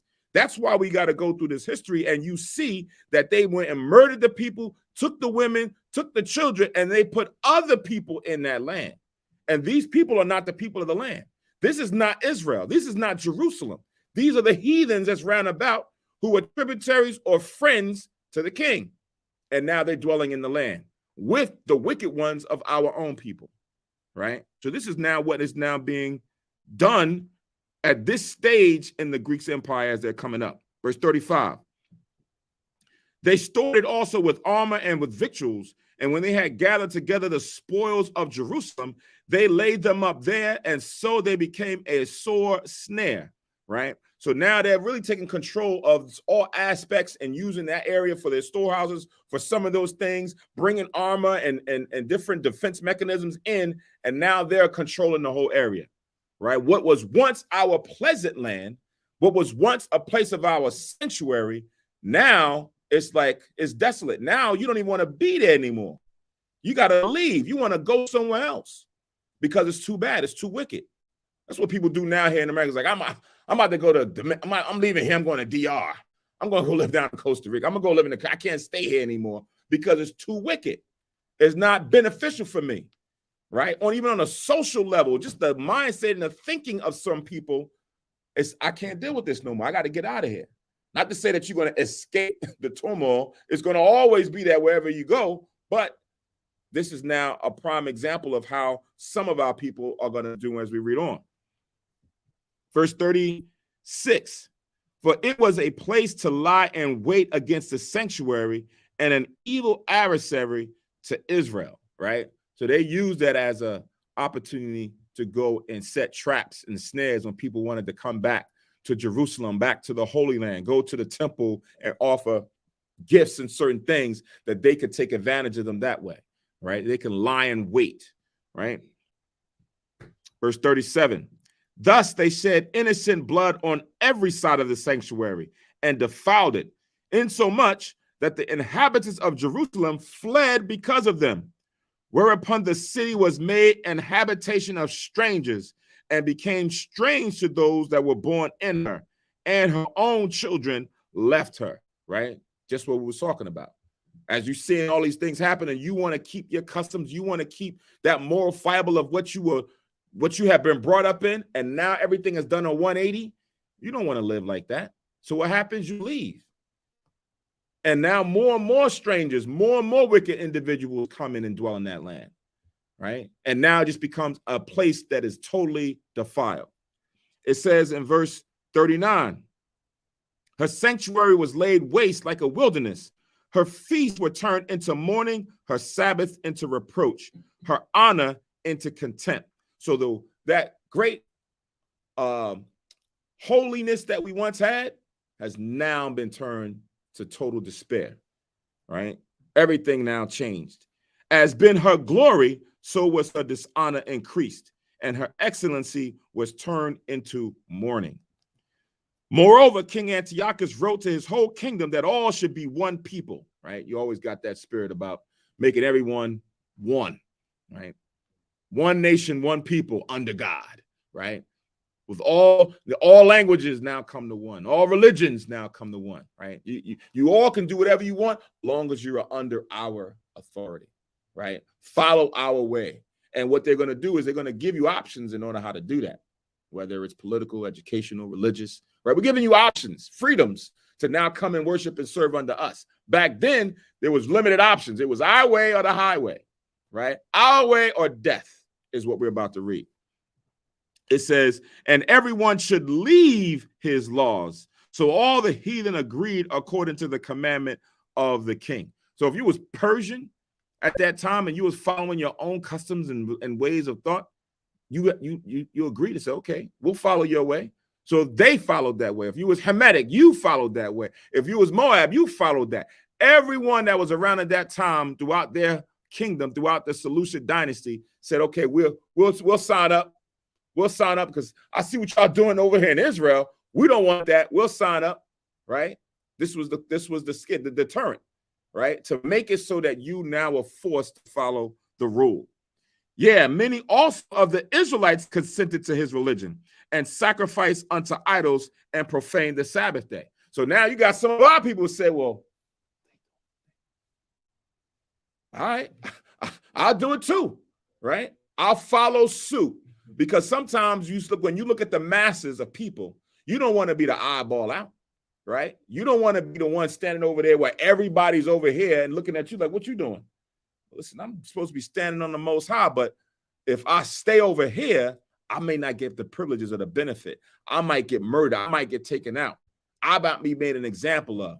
So I'll join in, right? You join in. You don't want to be on the outside looking in. You want to be a part of the pack, right? Peer pressure, as they say. So it says again, yeah, many also of the Israelites consented to his religion and sacrificed unto idols and profaned the Sabbath. For the king had sent letters by messengers unto Jerusalem and the cities of Judah that they should follow the strange laws of the land and forbid burnt offerings and sacrifice and drink offerings in the temple, and that they should profane the Sabbaths and festival days. Because again, if you understand the people who you're conquering, you'll know that would be a problem, right? If we follow the Most High and they are a wicked people based on the customs and how they operate, that's going to be a problem, right? They're talking about they don't eat swine's flesh. That's what we love to eat, right? They talking about they don't like all the different types of lust of the flesh that we deal with. What are you talking about? That's what we love to do, right? So now we have to remove that mind state. We have to get that out of their mind and force them to convert to following our ways, following our religion, following our customs. So that doesn't now spark a revolution or spark people who want to rise up and fight against it. We're going to force everybody to follow our way. So that's what they did. And now you got some of our people who already consented. So now we're going to push this law out to everybody that you can't do this no more. Verse 46, and pollute the sanctuary and holy people, set up altars and groves and chapels of idols, and sacrifice swine's flesh and unclean beasts, right? So again, just like we mentioned, they made it so that we would convert and accept sacrificing of swine's flesh and other type unclean animals. Swine's flesh just was not the only one. That was the predominant one, right? But they had other types of unclean animals as well that they sacrificed, right? That they dealt with.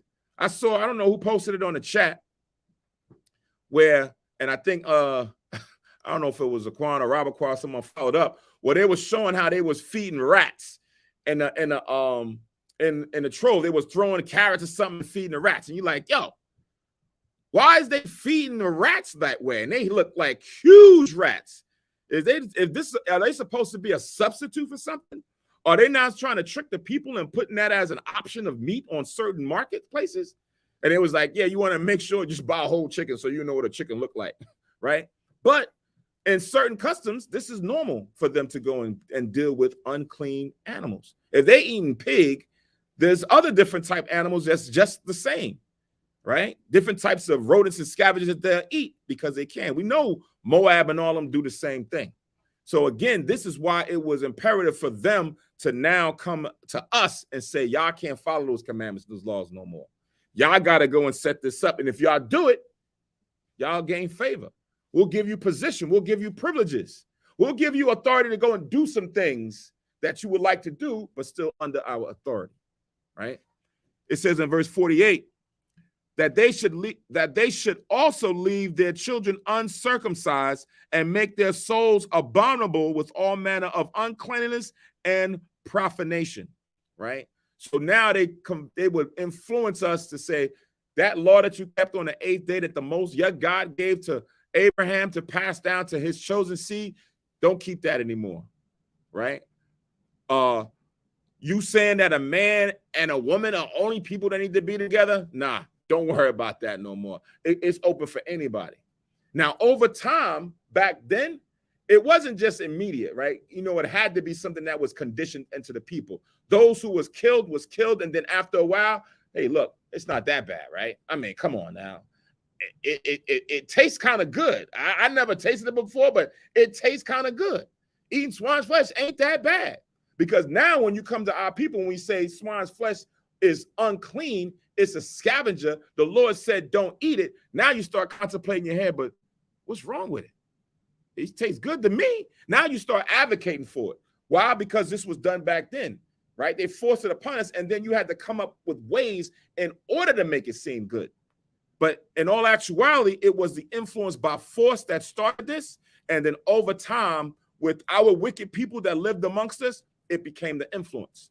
That's what you read about in Proverbs, one of my favorite, Proverbs 12.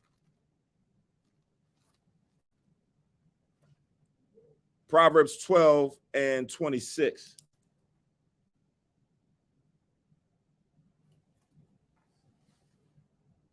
Where it says the righteous is more excellent than his neighbor, right? The righteous is talking about the righteous people, the nation of Israel. This neighbor in this context is talking about the other nation, not talking about your neighbor within the nation. The righteous is more excellent. Why? Because of the law, statutes, and commandments. Tells you in Psalms, the law is righteous, right? So that's what made us a righteous people.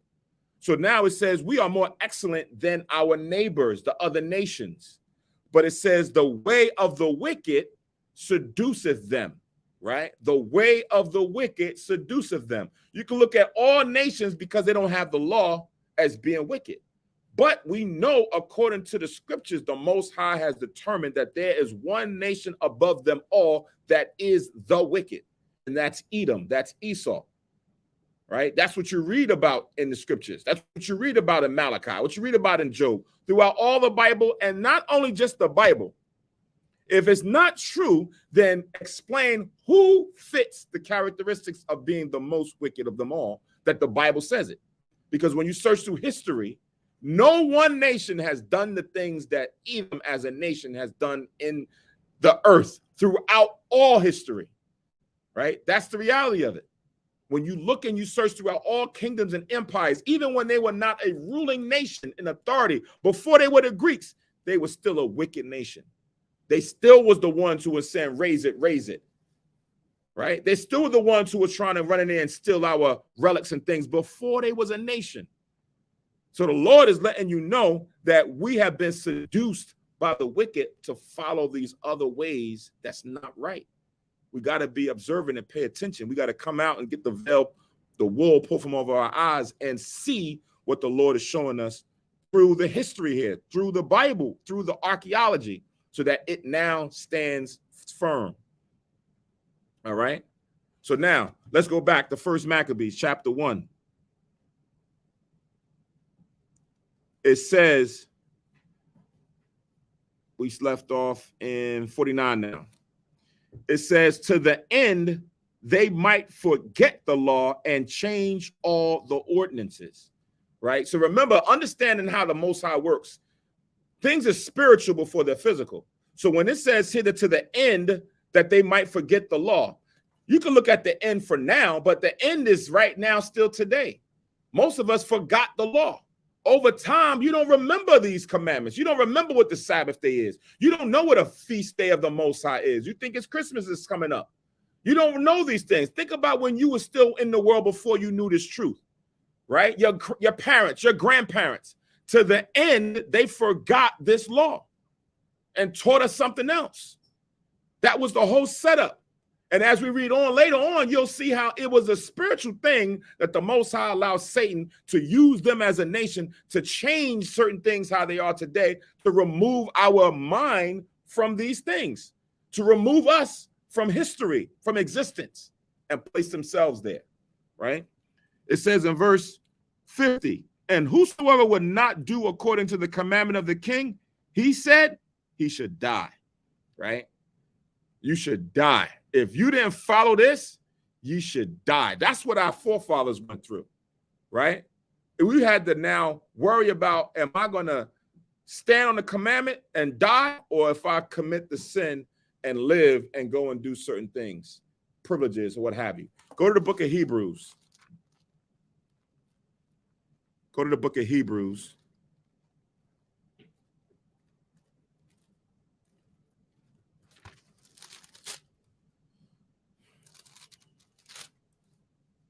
Chapter 12.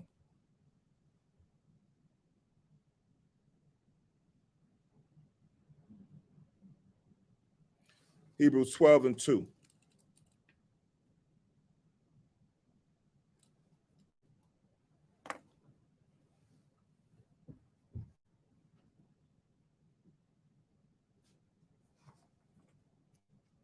So Hebrews 12 and 2, it says, looking unto Jesus, or Yahushua in the Hebrew, right? The author and finisher of our faith, who for the joy that was set before him endured the cross, despising the shame, and is set down at the right hand of the throne of God.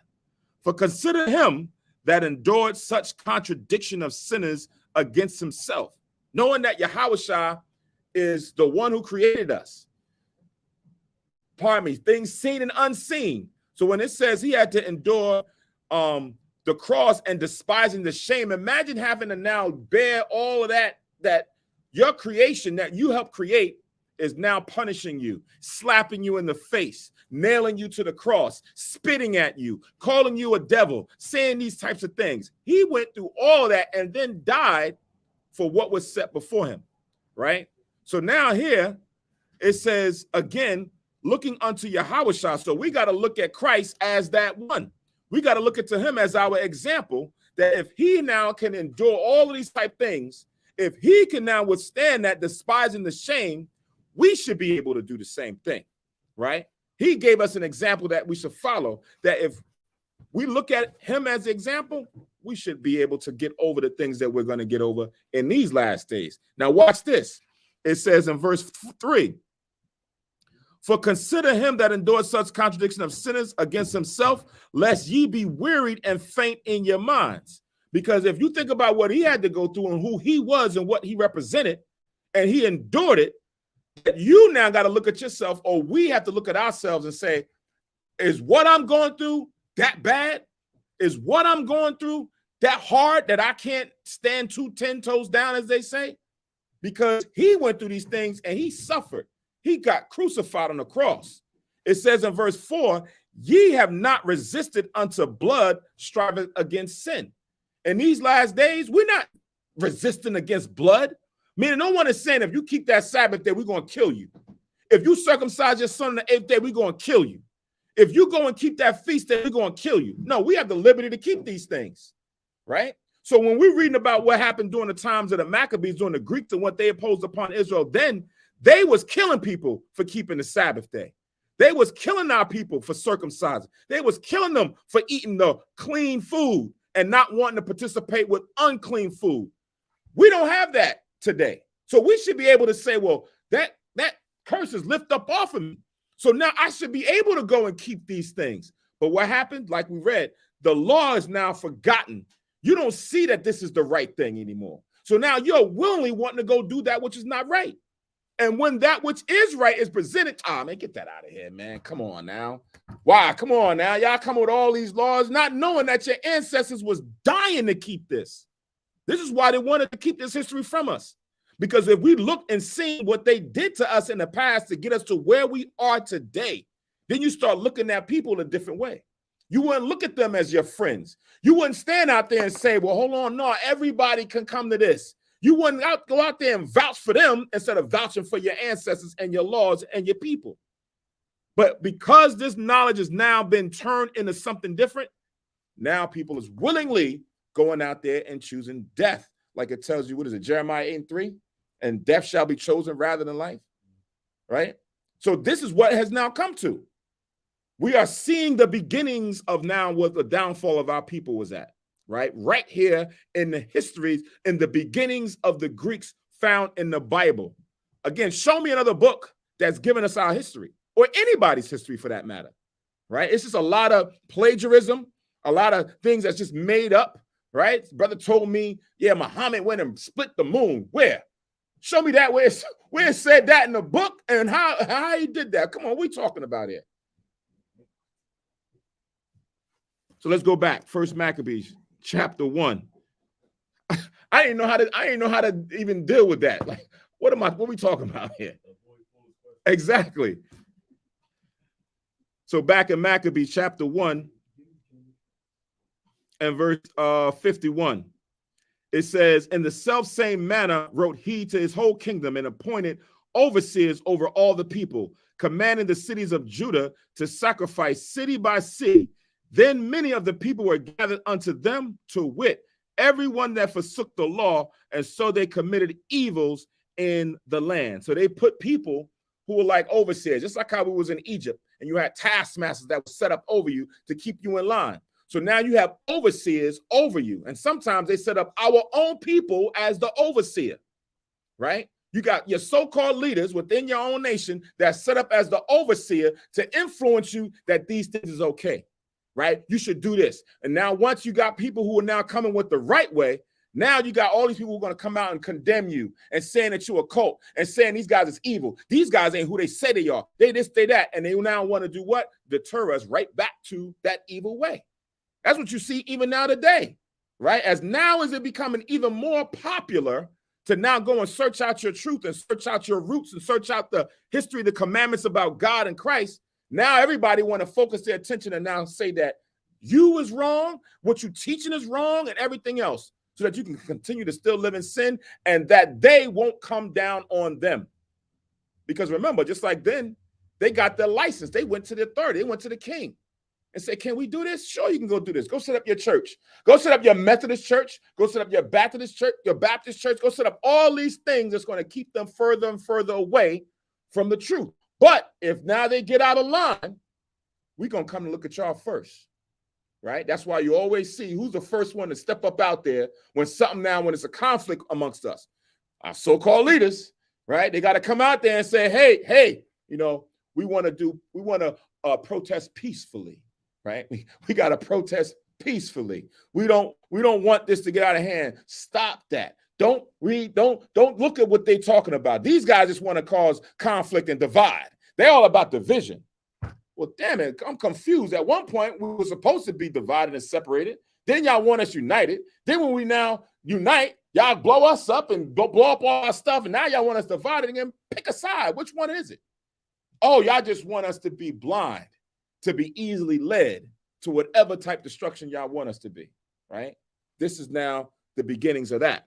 So now back in First Maccabees chapter 1, verse 53, and drove the Israelites into secret places, even wheresoever they could flee for succor. So now you have some who wasn't like the wicked Israelites. They went and still kept the commandments in private places, secret places, whether they fled out of Israel or they was doing it in the closet or in the dark because they feared the Most High more.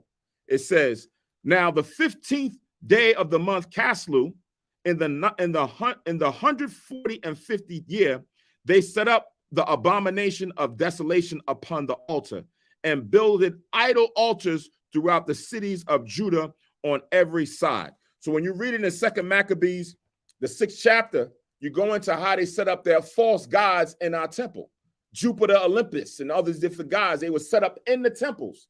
But then in order now to worship these false gods, they would set up their altars in the temple. And in our holy temple, they put up their altar on top of the altar of the Most High God.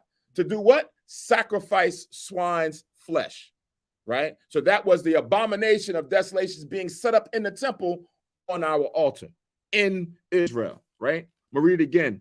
Now, the 15th day of the month Caslu, which is the 9th month, in the 145th year, they set up the abomination of desolation upon the altar and builded idol altars throughout the cities of Judah on every side. So if you didn't get over there, there was altars set up everywhere that you can go and sacrifice abomination unto their false gods, and burnt incense at the doors of their houses and in the streets. And when they had rent in pieces the books of the law which they found, they burnt them with fire. To a certain degree, they was finding our history, our relics. Why? Because there was a reminder of what we should be doing. If you leave these books, these records around, people now are going to be able to still go back and read them. So what do they say? We're going to destroy it, right? Burn it up if you find them, right? So now we had to hide some of our relics. We had to keep them and take them with us, because if you didn't have the records left, how would we now be able to go back and keep some of these laws? When you read it in the book of Esdras, that's what's his concern. Ezra the prophet, he was concerned because of what they had done with the records. And the Most High put the spirit in Esdras to be able to go and now orate all the histories that was done during previous to him to those that was able to take notation. And that's how our records continued on. But Esau didn't stop there, right? Whole list, because I don't think I'm going to get it. We're going to go to it tonight. Jump to 1 Maccabees chapter 3. 1 Maccabees chapter 3. We'll probably read this next week, but I wanted to make a point of it today. And 48. Right? So on one hand, they was burning the books with fire and destroying them. And then over time, it says in 1 Maccabees 3:48, and laid open the book of the law, wherein the heathen had sought to paint the likenesses of their images, right? So the book of the law is our Bible, it's our records. So over time, they came up with an ingenious idea to say, we're going to put our likeness in the book, right? We're going to put our pictures and our faces in the book. Well, if they were the people of the Bible from the beginning, wouldn't they be the people that's in there already? Wouldn't their likenesses have already been there? Wouldn't they have already described them, right? But now it's now showing you that they are now, that's when you open up the Bible, you see a white Jesus, you see a so-called white finger of God coming down. They'll have a so-called image of what Solomon is. And when you go into the books of Solomon, when you get these various books, they have all these images that's in there, and that spirit started from there to put their likenesses in there. Now, again, it's just not Esau, because we know the spirit or the power that's behind Esau, which is who?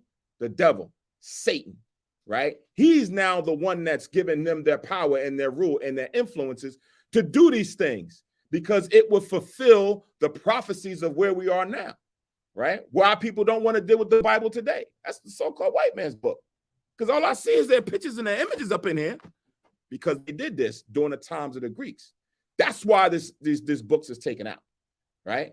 So when you get the books of the Apocrypha, no, that book ain't canonized. It's not canonized. Well, tell me where else you're going to get this history. You can't find it. At the end of the books of Malachi, then you get to Matthew's, there's a gap. When do you read about when the Greeks came into power and then the Romans took that over? Because Matthew's 1:1, you getting into the Romans, right? Where did you read about when the Greeks came up and then the Romans came and took them down? You don't read about that. So you got to go into the history found in the Apocrypha. You're going to read what's here in the Maccabees, and it's going to fill in all the gaps. That's why we read Daniel's, the 8th chapter first, to prove that what we reading here in Maccabees is a direct correlation to what the Most High put into the Bible as far as a prophecy. and it's coming to pass now. Gabar. Now, this is not when the Renaissance happened, though. No, this is the beginnings back there, and that's why I made it a note that said that this is a spirit that's being put in them by Satan, because it would now proliferate throughout the different empires in their kingdom, right? It started here what they was doing that, but it also continued on because this was their conspiracy to now remove us from keeping our laws. And if you're going to have people who are going to forcefully want to keep them, we got to come up with another tactic, another way to now deter them from keeping their laws. And if we put our faces there, then we become their authority. We become their gods. We become their lords, right? Because it's us that they're looking at when they open up their own record. So now, continuing on, back in Maccabees chapter 1 and verse 57, it says, and wheresoever was found with any the book of the testament, or if any consented to the law, the commandments, the king's commandment was that they should be put him to death. Thus did they by their authority unto the Israelites every month, to as many as were found in the city. So at certain points of time, they come rolling through. And with the overseers that was placed over Judah and Jerusalem throughout all the cities, all he had to do was just go to them first and say, hey, you got anybody who was out there keeping those commandments? Well, I heard it's in that village over there. It's in the houses over there. You know, people, Jake, especially to get authority, they're going to rat people out to keep their position. Exactly. Yeah, those spies and saw people saying, yeah, they was out there on Saturday, but they could clean, put the scriptures open, you need to go there first. Mm-hmm. And at a certain point, they come through every month, they get that word, and then they go and they killing these people, right, for keeping the commandments, right? So this is why I read that in Hebrews, the 12th chapter and 4th verse. We have not resisted unto blood, striving against sin.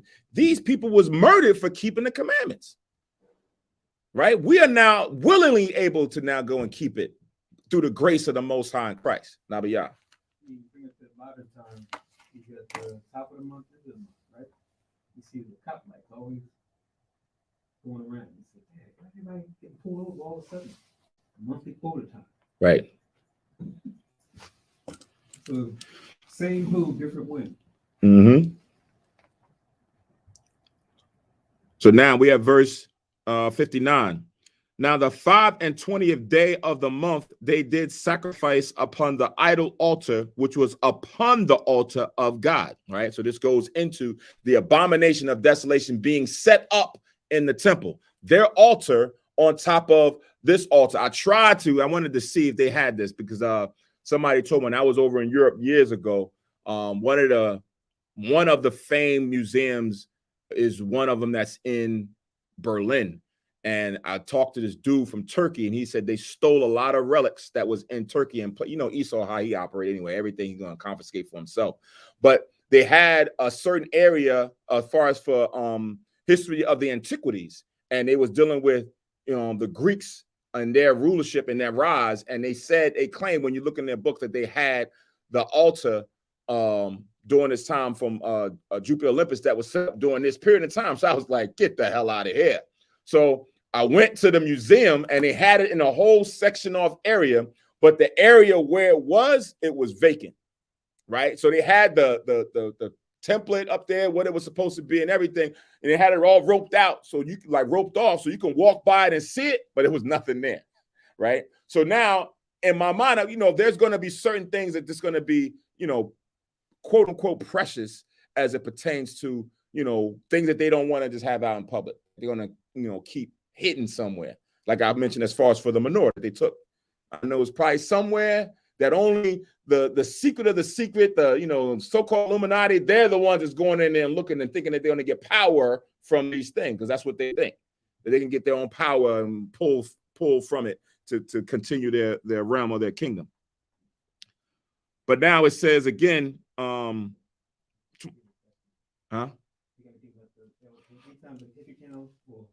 Every other day, they always talk about Hitler's Germany. They always all the occult stuff they went into. Right. Talk about the spear of destiny. Good. The spear the Roman used to kill Christ.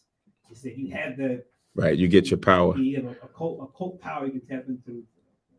Yeah, good. Look at that date line too. the 20th and 5th day, Right. the 25th. Mm-hmm. Ninth month, 25th day. And it's interesting because as we read on,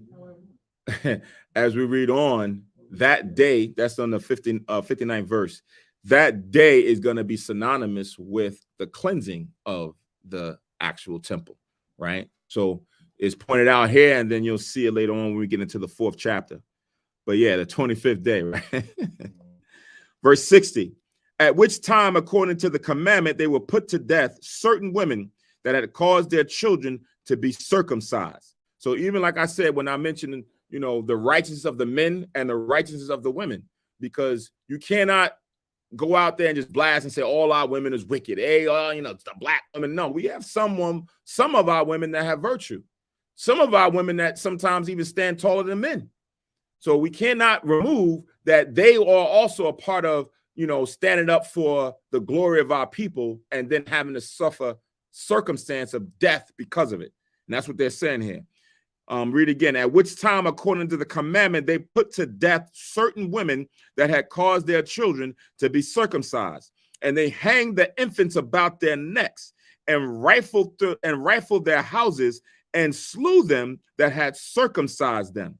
So the women, the babies, and those who performed the circumcision, they was put to death, right? Ransacking the houses and doing all kind of mischief.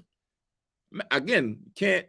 When the Most High put it in Deuteronomy, where you know, it going into, I'm paraphrasing, that they would you would have doubt as far as for your day-to-day, you know, how your thoughts are. You don't know how what's gonna happen to you the next day, and after that, you're living in so-called fear.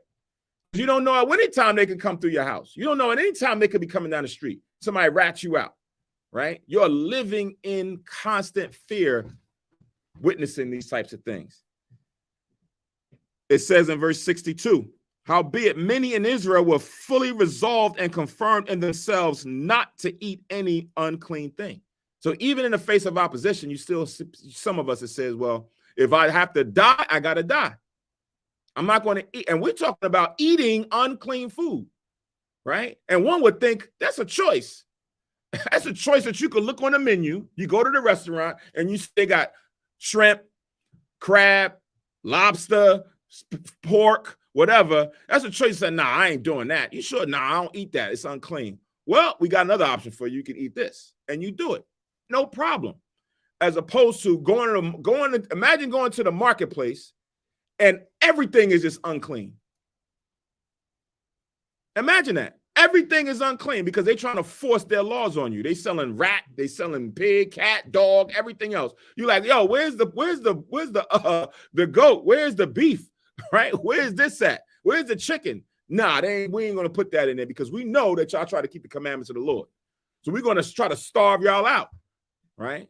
Ain't that what the Muslims say? The Muslims will say, you know, if there's nothing else to eat, right? I used to have a bookmark in the Quran. If there's nothing else to eat, and pig is the only thing, then you can eat it. Then you can eat it. It's cool. That's in their law. That's in their book, right? You are giving it out, huh? Yeah, right. I've been talked to several of them, because you know, and they'll say that to you. But what if there's nothing else, brother? Like, they always think of the worst instead of the best, right? Well, I read when the Most High fed Elijah. He ain't had nothing. He fed him, right? So if there's nothing else, I'm going to wait on the Most High. If it's that the Most High come 5 days, I'm going to fast for 5 days until it come. If I be faint, I ain't going to be like Esau. I'm going to wait. If I die, I die, right? But that's not what I'm looking at. The Most High going to provide. Nabiyah them, quiet. If we talk about artifacts, you know, that happened in Jeremiah and was with them the last to see the Ark of the Covenant. You still got the manna in the pot. Wherever that Ark of the Covenant is, Mount Nebo, it's still in there. Yep. So it's like most I could recreate manna. Yep. Right, and it says strive for the truth unto death. That's how the faith comes in. Yep. And like we were reading earlier today, they strive for the truth unto death in Yep. Maccabees, the 7th chapter. Yep. Exactly. So let's finish in this chapter out. It says, verse 63, wherefore they chose rather to die that they might not be defiled with meats, and that they might not profane the holy covenant. So then they died, and there was a very great wrath upon Israel, right? So it was a lot of massacring. Now, keep in mind, we're reading about the feast of the rededication, right? The feast of the rededication of the altar. But now, in order to get to the actual feast, the celebration, you're reading about all the atrocities that happened to us, right? You're reading about, this is history. A lot of times people can't go into the history behind Christmas. They can't go into the history behind Valentine's Day. They can't go into the history behind Thanksgiving. They can't go into, or they just don't want to, because it has a dark and storied past. And if it does get exposed, most people don't want to be held accountable, or they don't want to change their ways, right? Because they love to participate in certain things. So they don't want to change their ways and what they're dealing with. So they just leave that be, right? It's only for the kids. It's for this. But this here is our history that makes the Feast of Dedication, that makes Chaanakah that much more joyous and enjoyable for us as we keep it, because it's a part of our legacy. That same zeal for standing for the truth and defending the truth, even around the time of Paul, that zeal was there, right? Because even until today, the zeal is there, to stand up for the Lord. You have men that would stand up for the Lord. Go ahead. So I read two scriptures. Go ahead. And on that, just to show how much zeal we had, and even Paul almost got in trouble. They reported on him thinking that he was teaching something contrary in bringing Gentiles to the king to the temple, which is not what he was doing. I'll read Acts 21 and 21, and it says, "And they are informed of thee." That's talking about Paul, right? When Paul went to see James and talking to the elders, right? He says, let me read 20. I'm starting from 21. It says, "And when they heard it, they glorified the Lord and said unto him, Thou seest, brother, how many thousands of Jews there are which believe, and they are all zealous of the law." Verse 21. "And they are informed of thee, that thou teachest all the Jews which are among the Gentiles to forsake Moses." Right? And it says, saying that they ought not to circumcise their children, neither to walk after the custom. So meaning Paul going to teach the Gentiles, Israelite that are in Gentile state of mind, showing that it's not actual Gentiles. So let me jump to verse 28. Is what they were crying after Paul, right? "Crying out, men of Israel, help.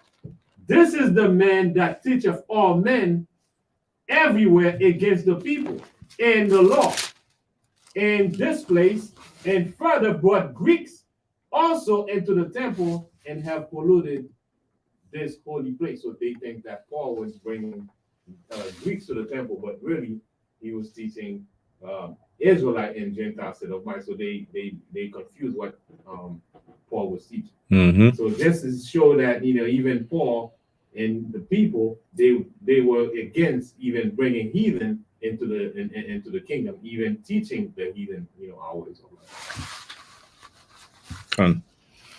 And that verse that I was thinking of earlier, I was paraphrasing. That was Deuteronomy 28 and 66, where it says, "And thy life shall hang in doubt before thee, and thou shalt fear day and night, and thou shalt have no assurance of thy life."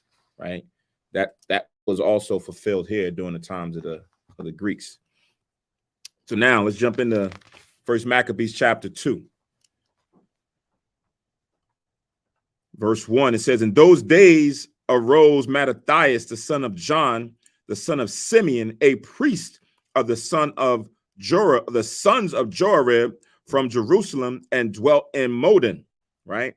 So now we have a Levite, right? Mattathias, who's going to now be the cornerstone for those who are going to come and save or be one of the saviors of our nation during this time, right? We got different men that rose up as saviors for the people. It says, "And he had 5 sons, Johanan called Caddis, Simon called Thasai, Judas, who was called Maccabeus, and Eleazar called Avaran, and Jonathan, whose surname was Aphas." Right? So all these men who had Hebrew names also had, to a certain extent, Greek names, right? Because of the circumstance of the environment that they dwelt in. They had certain names placed upon them, but they had their actual Hebrew names. Now, it says in verse 6, and when he, Mattathias, saw the blasphemies that were committed in Judah and Jerusalem, he said, woe is me, wherefore was I born to see this misery of my people and of the holy city, and to dwell there, when it was delivered into the hand of the enemy, and in the sanctuary into the hand of strangers, right? Woe is me to be living in a time to see this despair, right? To be able to be living to see your people massacred, to see the temple defiled, when you once saw it in its glory, now it's in its shame. It says, her temple is become as a man without glory. Her glorious vessels are carried away into captivity.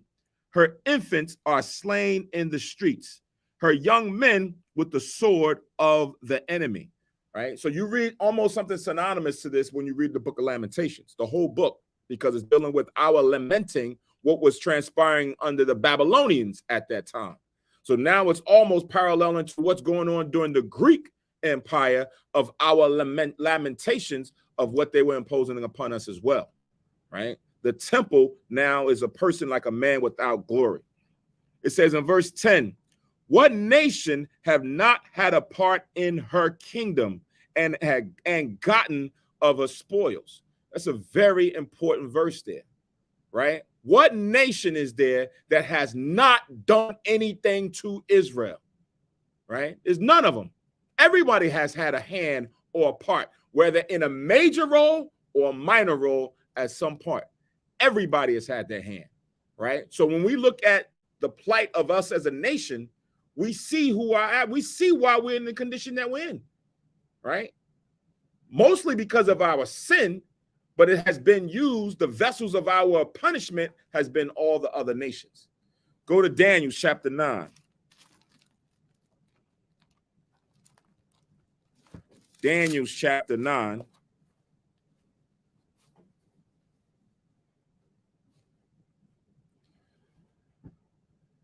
And verse 11.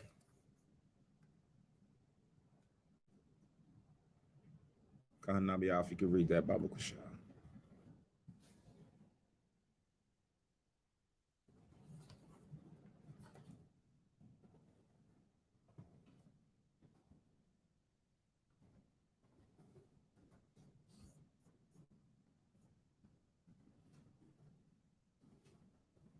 Daniel chapter 9, verse 11. Yeah, all Israel transgressed thy law, even by departing, that they might not obey thy voice.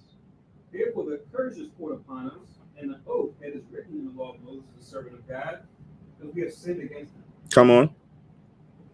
And he hath confirmed his word, which he spake against us and against our judges, that judged us, by bringing upon us a great evil. So now it says, by bringing upon us a great evil. The great evils were the punishments that we went into captivity under the other nations, right? He was speaking about the one under the Babylonian captivity, but it wouldn't just stop there. It would go to the Persians and the Medes, it would go to the Greeks, it would go to the Romans, and then the different legs underneath Esau at that time, right? That would now come up into the last days. But it has always been that at the downfall of us as a nation, because of our sin, the Most High would punish us by use of the other nations, if not by his own hand. Read on. For under the whole heaven has not been done as has been done upon Jerusalem. Right. So for under the whole heaven, no one can now make it so that they can compare their plight to our plight, like they like to do with the so-called Holocaust. They like to compare the Holocaust to our years in slavery, right? But even if it was just that, that's one part of our history. We have had so many atrocities that's gone throughout the years. Because when you go into the Romans and you go into how we was under the Roman, we built the amphitheaters and the Colosseums. When Nero went and destroyed the city and burned it with fire, they blamed it on us. And then they came and they started wiping us out, right? So under the whole heaven, no one has gone through the atrocities that we have gone through. Now, even though the Most High put this judgment upon us, he's still going to hold us accountable, just like we've been reading with Samuel's when the Agagite came and went and said that he, even though he lied, he went and killed Saul. He wanted to be pompous and said he went and killed Saul. And David was like, you felt that comfortable to go and touch one of the Most High's anointed? Really? Fall on this dude, man. The hell is he?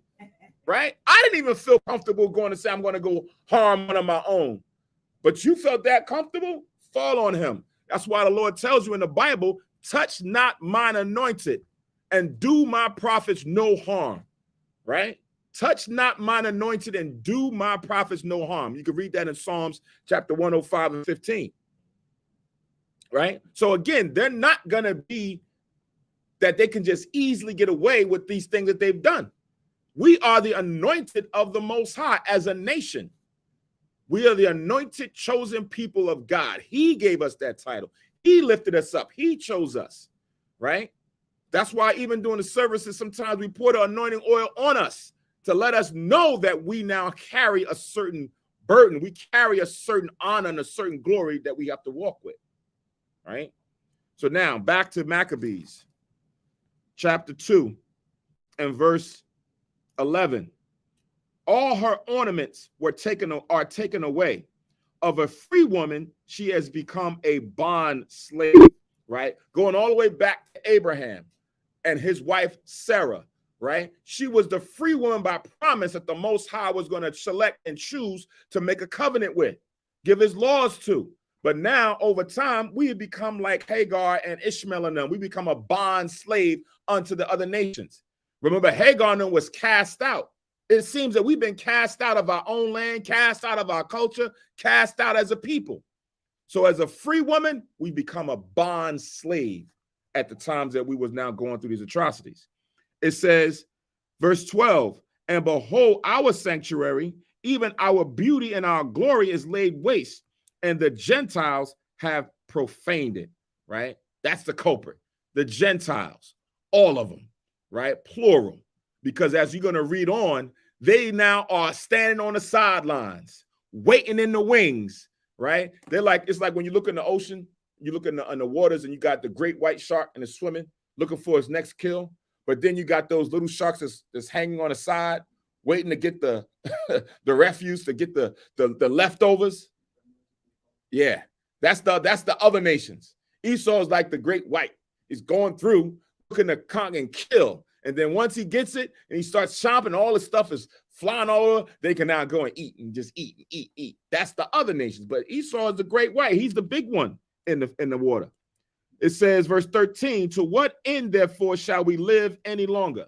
Right? How long are we going to deal with this? I mean, I'm watching our people die day by day, and there's no one that's saving us. Nothing that's coming to intervene. Then Mattathias and his sons rent their clothes and put on sackcloth and mourn very sore. In the meanwhile, the king's officers, such as compelled the people to revolt, came into the city of Modin to make them sacrifice. And when many of Israel came unto them, Mattathias also and his sons came together. Then answered the king's officers and said to Mattathias on this wise, thou art a ruler and an honorable and great man in the city, and strengthened with sons and with brethren. Now therefore come thou first and fulfill the king's commandment, like as all the heathen have done. Yea, and the men of Judah also, and as such as remain at Jerusalem. So shalt thou and thy house be in number of the king's friends, and thou and thy children shall be honored with silver and gold and many rewards.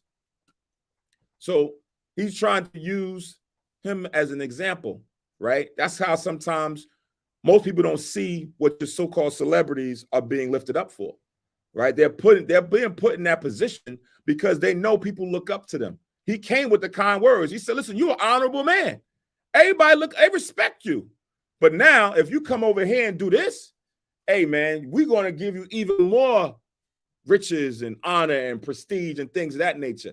But it's going to cause those that are of your people to be influenced to follow you, right? Because now you will be the one that's lifted up and you are what they respect. So now they're going to follow everything you do. That's what these celebrities are set up to do. You be watching some of these celebrities, I'll be like, yo, they come into the game. What kind of clothes is this? Listen, we ain't grow up like that. Why y'all wearing these types of clothing? Oh, because these distributors is coming and saying, hey, man, people like you, if you just put on our clothing, our apparel, right, and you rock it, we'll give it to you for free. You rock this apparel going to the game, because I know people was watching the game, they're going to want to go and wear that same type of clothing. They're going to want to go and do that same type thing, right? And it becomes a trend. It becomes a fashion. That's on a lower level right now. This was on a high level because if he didn't want to do it, we already read what the law was. He should be put to death, right? But this is how they start to use people based on influence. Today they call them influencers, right? That's what they call them on social media, on Instagram and TikTok. They're called influencers. If there's somebody who can influence the masses, we're going to target them, and then we're going to step to them and give them, you know, brands and merchandise and apparel and things to promote, right? And if not, we got the algorithms to shut your joint down. We got the algorithms to take you out, right? So that it can't be promoted. Con. Proverbs 18 and 24, first precept mainly. It reads in Proverbs 18 and 24. A man that has friends may show himself friendly, and there's a friend that stick closer to the brother. Mm-hmm. And since you're in Proverbs, get the other one, a gift. What the gift do? Yeah. Oh, please, yeah, you can. 7. Yeah.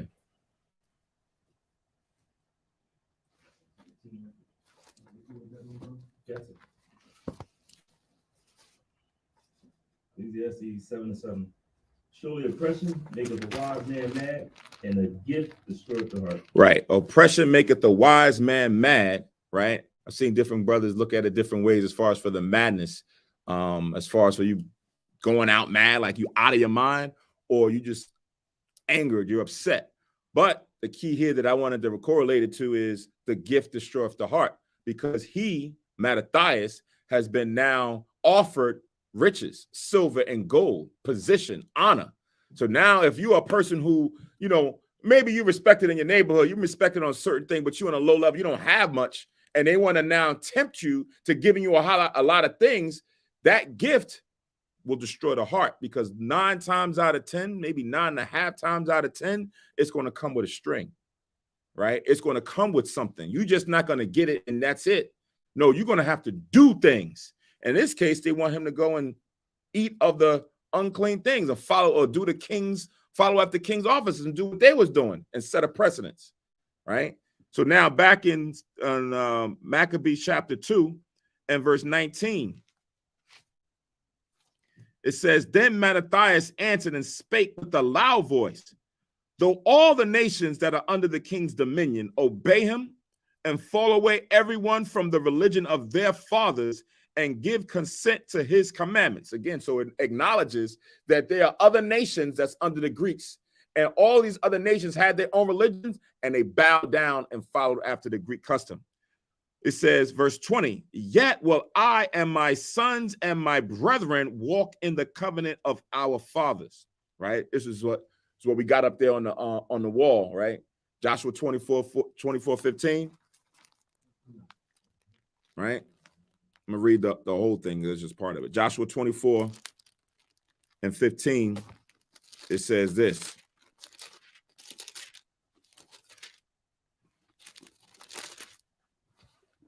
It says, and if it seem evil unto you to serve the Lord, choose you this day whom ye will serve, whether the gods which your fathers served that were on the other side of the flood, or the gods of the Amorites in whose land ye dwell. But as for me and my house, we will serve Yahweh, right? So that's the same thing that Mattathias is saying here right now. Me and my sons and my brethren, we're going to walk in the covenant of the Most High God. Verse 21, back in 1 Maccabees 2 and 21. God forbid that we should forsake the law and the ordinances. We will not hearken to the king's word to go from our religion, either on the right hand or the left. Now, when he had left speaking these words, there came one of the Jews in the sight of all to sacrifice on the altar, which was at Modin, according to the king's commandment. So now he stood 10 toes and said, listen, I don't care what. I'm not going to just whisper it to you. I'm not going to speak. I'm going to speak it loud so everybody can hear me, right? We ain't going to do it. God forbid that I do this. And now he's standing there in his vehemency, and all of a sudden he can see a brother coming across, talking about he going to come and sacrifice on the altar. I know he's probably looking around like, you see this guy? What the hell is this? After I just stood up here and said this, you're going to... Exactly. He ain't know about Phineas, right?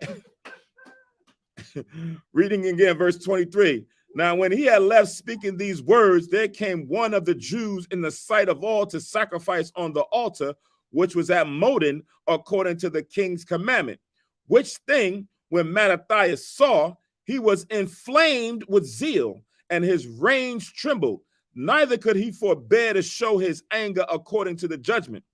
Wherefore, he ran and slew him upon the altar, right? So he's standing there and he trying to hold and he just couldn't. And he ran over there and he made him become the sacrifice. He made him become the sacrifice right there in front of all. Right? You want to offer? You're going to be the offering at this point. Right? Like you said, this became synonymous to what happened with Phineas, as we're about to read. Verse 25. And the king's commissioner who compelled men to sacrifice, he killed at that time, and the altar he pulled down. Right? So the guy who was there coming to try to get him to go and, switch sides, he killed him too, along with this other dude. Right? Because now, you know how it is. Sometimes once you're in the midst of that adrenaline is running, somebody else got to get it too. Right? You came over here, now I'm coming for you too. Anybody else? No, you got it. You got it. Right? It says in verse 26, thus dealt he zealously for the law of God, like as Phinehas did unto Zambri, the son of Salom. You read that in Numbers, the 25th chapter, right? He came with this heathen woman in the midst, and he went and took his javelins and took them both out of the zeal for his people, right? So this is where sometimes when you start reading, you read the Old Testament or you read the Apocrypha, or you read certain things in the book, and when it says what it says, people then start getting turned away, right? Then people start saying, what kind of God is this? Is this what your God sanctioned? My God is all love, right? My God is all about peace. So you want to read all these things in the Bible that pertain to death and hatred. See, that's why I don't deal with y'all. But most people don't understand God, right? In Exodus, he tell you that he's a man of war, right? So I don't understand how you didn't understand all the qualities and attributes and characteristics of the Most High God. Even Christ, when you read in New Testament, he's coming to wage war. In righteousness, he's coming to take this kingdom. So it's not all about love. We got to give out hugs and kisses and bake cakes and brownies and all that stuff. No, it's going to be judgment that's going to be set forth in the earth by the Most High God. His son's coming back with the angels, and he's going to raise up some of those, the elect from his chosen people, to also reestablish order. So it says now, reading on in verse 27, and Mattathias cried throughout the city with a loud voice, saying, whosoever is zealous of the law and maintaineth the covenant, let him follow me, right? Those who now want to stand with the Most High, you stand on this side. Those who want to stand with them, you stand on that side, and then judgment's going to reign from there, right? It's like during the time of Moses. Those who with the Most High come over here. Those who over there, go over there, right? And then the Most High had judgment happen right there. So that's going to be the same thing that now the Lord is going to do with Mattathias and Judas going forward, and he's doing right now. It's the same thing. When we go out there, we're trying to execute Ezekiel, the 9th chapter and the 4th verse, right? We're trying to go out to them that side and that cry for the abominations that be done in the midst thereof, to put the mark upon them that here's the truth, here's Christ, right? Here's the commandments. But everybody who don't, you're going to stay on that side over there. Christ's going to separate the sheep from the goats, as you read in the gospel. And even this day, Esau understands some of our history. That's why today, being that they know they control, the information, the media, they waiting for us. Sometimes they send people to provoke us to commit one one of these things that we see here right here, so that they can, say, see, those are black extremists.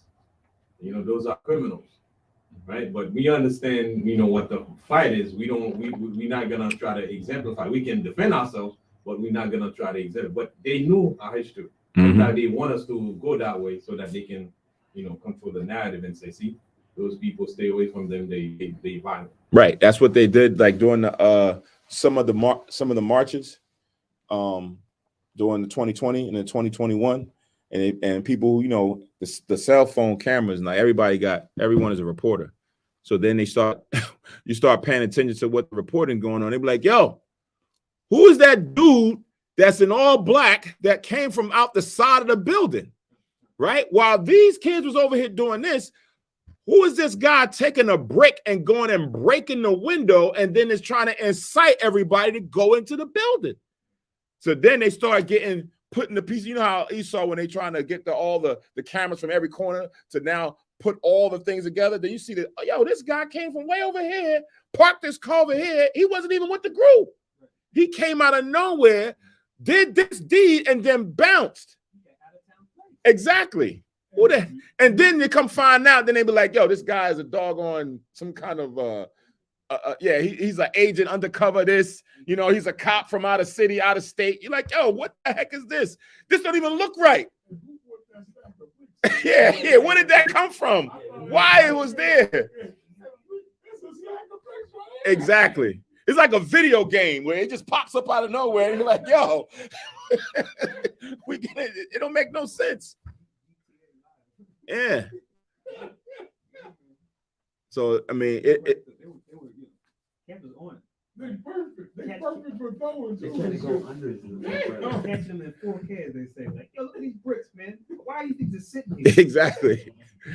All right. Esau's working day and night trying to come up with some stuff, but he doesn't know that this is the most aspect. Mm-hmm. This is a piece of his game. All right, so let's read on. We have verse 28.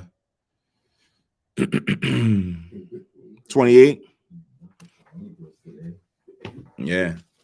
That narrative has been painted since the early 1900s when they first started putting out movies and short clips and things. They kind of started to paint a picture about us being the evil, the wicked ones, that we're the rapists, right? And in blackface, they would show us running up at people's houses and stealing the women and raping the women. And then when they come and encounter you in real life, that stigma sets upon it, and they clutching their bags and they locking their doors. Like, why? Because you guys are the criminals. Exactly. Right. That's how it. And now, in order to sustain that, we have to be considered still the most evil. But I always say we're the contrary. Right. We're the most loving and accepting people on the planet Earth. Even in the midst of all that we've gone through, we still love our enemies. We still will bring them in. They still can come to the barbecue, right? They can do all these things. Had it been somebody else or another nation, it'd be a totally different thing. Yeah, we have been through so much to the point where we become immune to atrocity. We laugh at it. We make joke at things that people say. Yeah. We want to twist it. You know how they say we're going to take the word nigga and make it our own thing. We done took our pain and made it our joy now. Like we done made them. We love them, man. Come on now. Well, how long are we going to keep this going? We love them now, right? I had an argument, not an argument, but like trying to explain to someone. Like, you guys know the Purge movies, right? Yeah. Well, I think the second to last one came out was called The First Purge. Mm-hmm. So you say The First Purge, people think you're talking about the Purge from when the first one came out. I was like, no, it's called The First Purge. It's a prequel. It's like Purge number 4 or something. So in that one, they go into like how it was a test run, and they did it in Staten Island, right? And when they started it up, they said, they were so excited. Like you see the guys behind the monitors with the cameras, so excited to see, can we see the savage? And they show most of us who were out in the streets partying. Yeah, exactly. They were mad as hell. They said, all right, send it on dude, the guy with the teeth.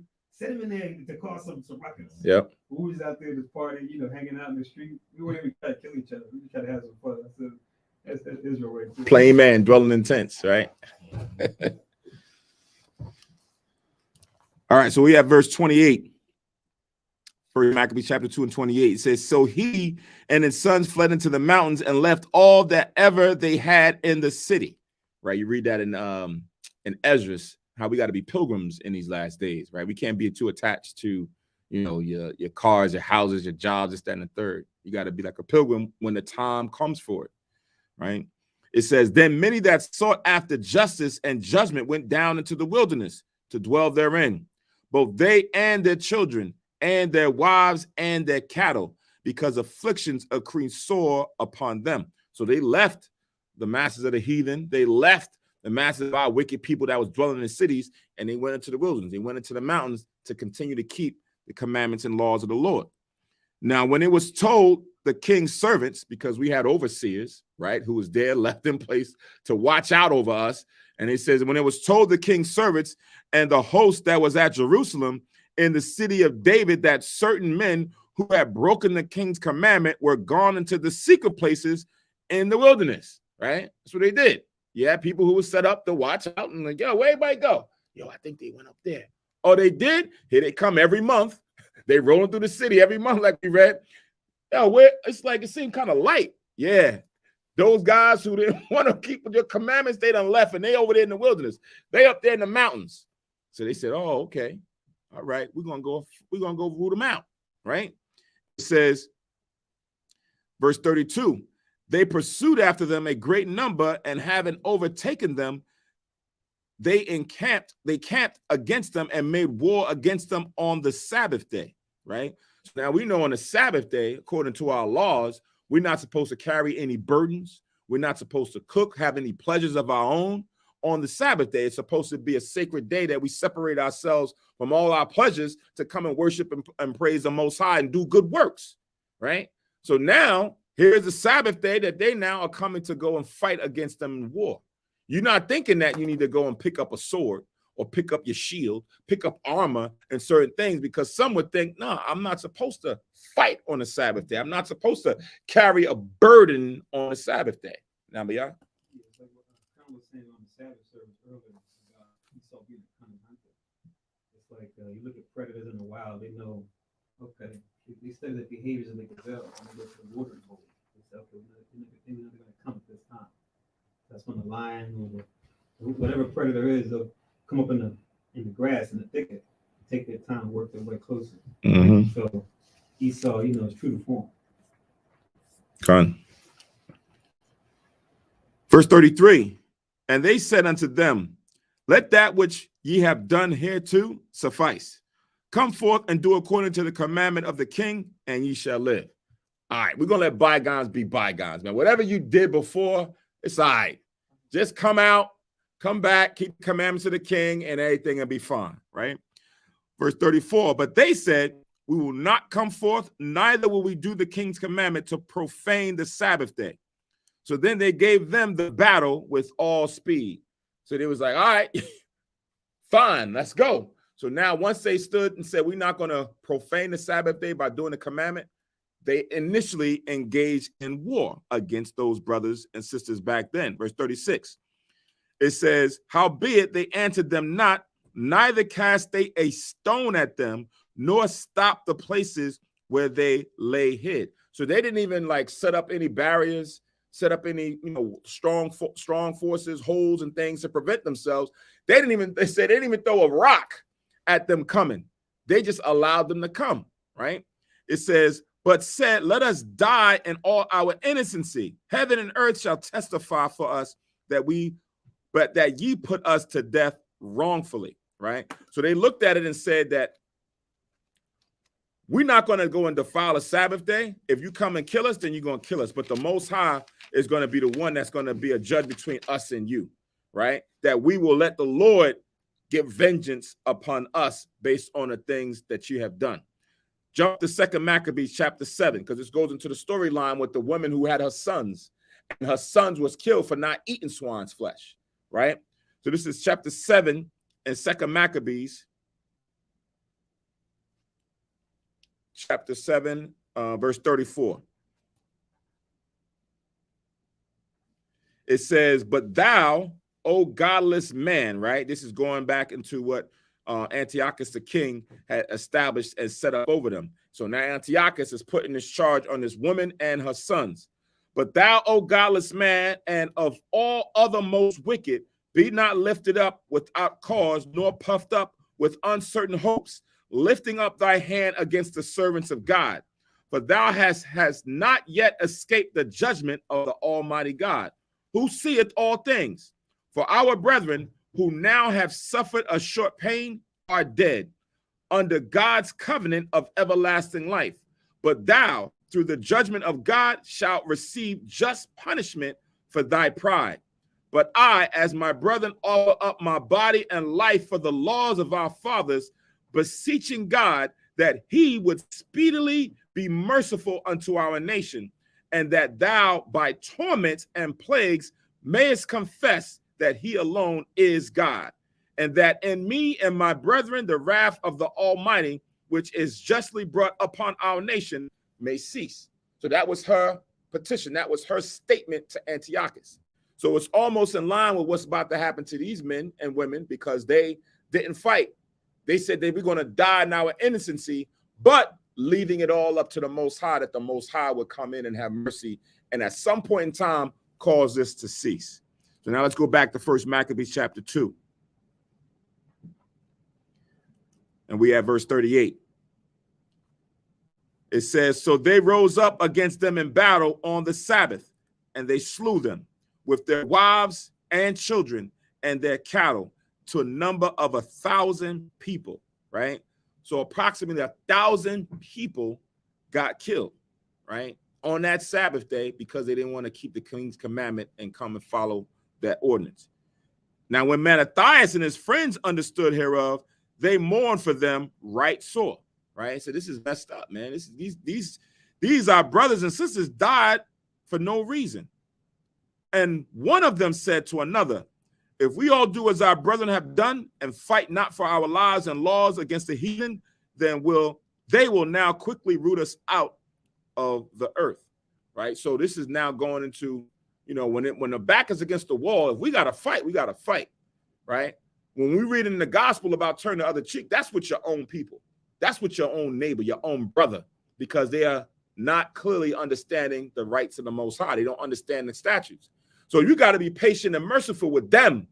But when it comes to the other nation, they don't hold that same level of space, right? We don't give them that gratitude. If it comes to it and they trying to kill us, then best believe we're going to go all out, right? I remember a brother came from, I don't know if it was Ohio or whatever, and he was reading that verse about turning the other cheek. And he was like, man, I'll be seeing you brothers in New York. I see how you're acting in DC. Y'all ain't turning the other cheek. Y'all don't go and kill a brother. Like, yeah, those who are ignorant as hell, they're going to do that, right? They're not going to extend a level of mercy to their brother on the first cause, right? Or the second. But to the heathen, right, we don't owe that same level of grace, right? If it come. Now, we got to be wise as a serpent, harmless as a dove. You got to understand that this is not our fight. This is not that we go and initiate the fight. We got to do what the Lord says by waiting upon him that he rise against the prey. Our job now is to raise up the 144, the 1/3, get our minds right, stop following after these heathen in the ways that they're doing, and now build ourselves up so that when the time comes, we be ready to be received by Yahushua, and then we now follow their lead, right? The best thing that we're going to do now is to pull down the strongholds with the word, right? In the midst of that, we still, if something comes, we still want to defend ourselves. But this is our priority, to teach this truth and to stand and defend the laws like Mattathias and his sons about to do right now. So now reading on verse 39. Now when Mattathias, verse 40, read 40 again. And one of them said to another, if we all do as our brethren have done and fight not for our lives and laws against the heathen, then they will now quickly root us out of the earth. At that time, therefore, they decreed, whosoever shall come to make battle with us on the Sabbath day, we will fight against him. Neither will we die all as our brethren that were murdered in the secret places, right? Because if we do nothing, they're going to be, a man of the field, know that, hey, on the Sabbath day, they don't fight. we can go wipe their whole nation out on a Sabbath day. And they realize if we don't stop and fight, man, they're going to kill us all. So we're going to arm ourselves. We're going to get swords and things and shields and fight if anybody come up against us on that day. Verse 42. Then came there unto him a company of Assyrians, who were mighty men of Israel, even all such as were voluntarily devoted unto the law. So now as Mattathias and his sons and those who now escaped is now building themselves up, you had others who was also like-minded, who followed after the law voluntarily and was willing to die for it, that joined forces with them, right? They were known as the Assyrians at that time. And that name also carries forward in the storylines as we read in the Maccabees. Verse 43. Also, all they that fled for persecution joined themselves unto them and were a stay unto them, right? Meaning they felt that they was going to be protected, right? They was now going to be the ones who can now give a glimmer of hope that we can overcome these atrocities. Verse 44. So they joined their forces and smote sinful men in their anger and wicked men in their wrath, but the rest fled to the heathen for succor. So again, pick a side. Those was where Mattathias fought and that tried to recover the honor. And then those who said, man, we can't stand up against them, they went and fled and hid up under the heathen, right? Verse 45. Then Mattathias and his friends went round about and pulled down the altars. And what children soever they found within the coast of Israel uncircumcised, they circumcised them valiantly, right?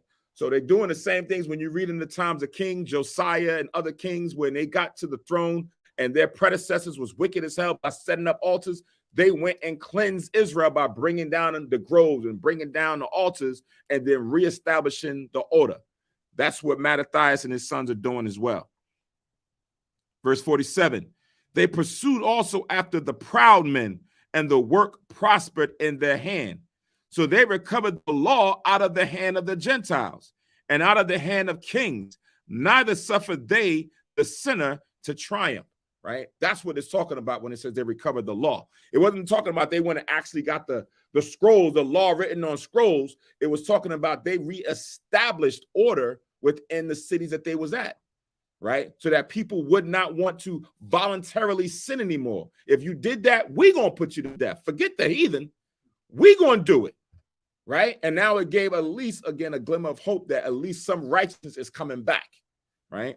So it says, verse 49, now when the time drew near that Mattathias should die, he said unto his sons, now have pride and rebuke gotten the strength and the time of destruction and the wrath of indignation, right? So here's Mattathias, who was now the first that we read about, the Levite, who is now being the savior to now reestablish order within Israel. But at a certain point in time, even he has to go and sleep with his fathers, like King David did, right? We all realize that it may not be that we all either get taken up like Elijah and them got taken up in a whirlwind, or that we all going to be here at the time Yahushua going to come back.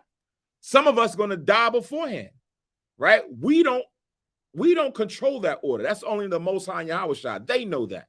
So that's why the scripture that you quoted in Ecclesiastes, strive to the truth unto death, and the Lord is going to fight for you or defend you.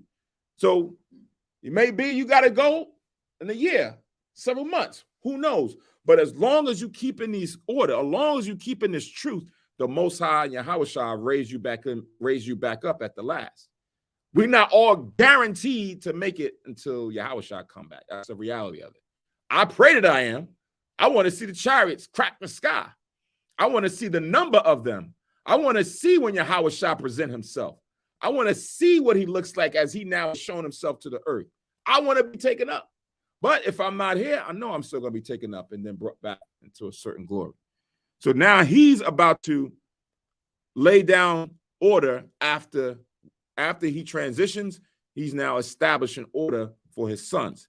That's a wise thing to do, right? It says in verse 50, now therefore, my sons, be ye zealous for the law and give your lives for the covenant of our fathers. Call to remembrance what acts our fathers did in their time, so shall ye receive great honor and an everlasting name, right? You know about talks about a good name is favored more above rubies or riches or glory, because your name will last the test of time, right? You can have a lot of money and all of a sudden you die, and then with your money's parted to somewhere else, or land or treasures. But if your name is a good name, people will embellish upon your name as time goes on because of how great you are, right? It now begins to increase in value. So that's what the Lord wants his sons. That's what Mattathias wanted his sons to do, to be zealous for the law and give your lives for the covenant of our father Abraham, Isaac, and Jacob. And now he wants us to remember everybody that stood in the faith before him. That's what you see a lot of righteous men do. They will refer back to what great times the Most High either honored an individual or redeemed or saved someone because of their faith.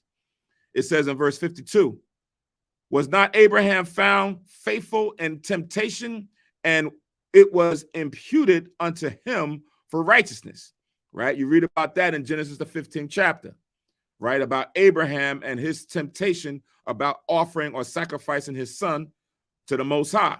Verse 53, Joseph, in the time of his distress, kept the commandment and was made Lord of Egypt, right? You read that also in the book of Genesis, 39th chapter, right?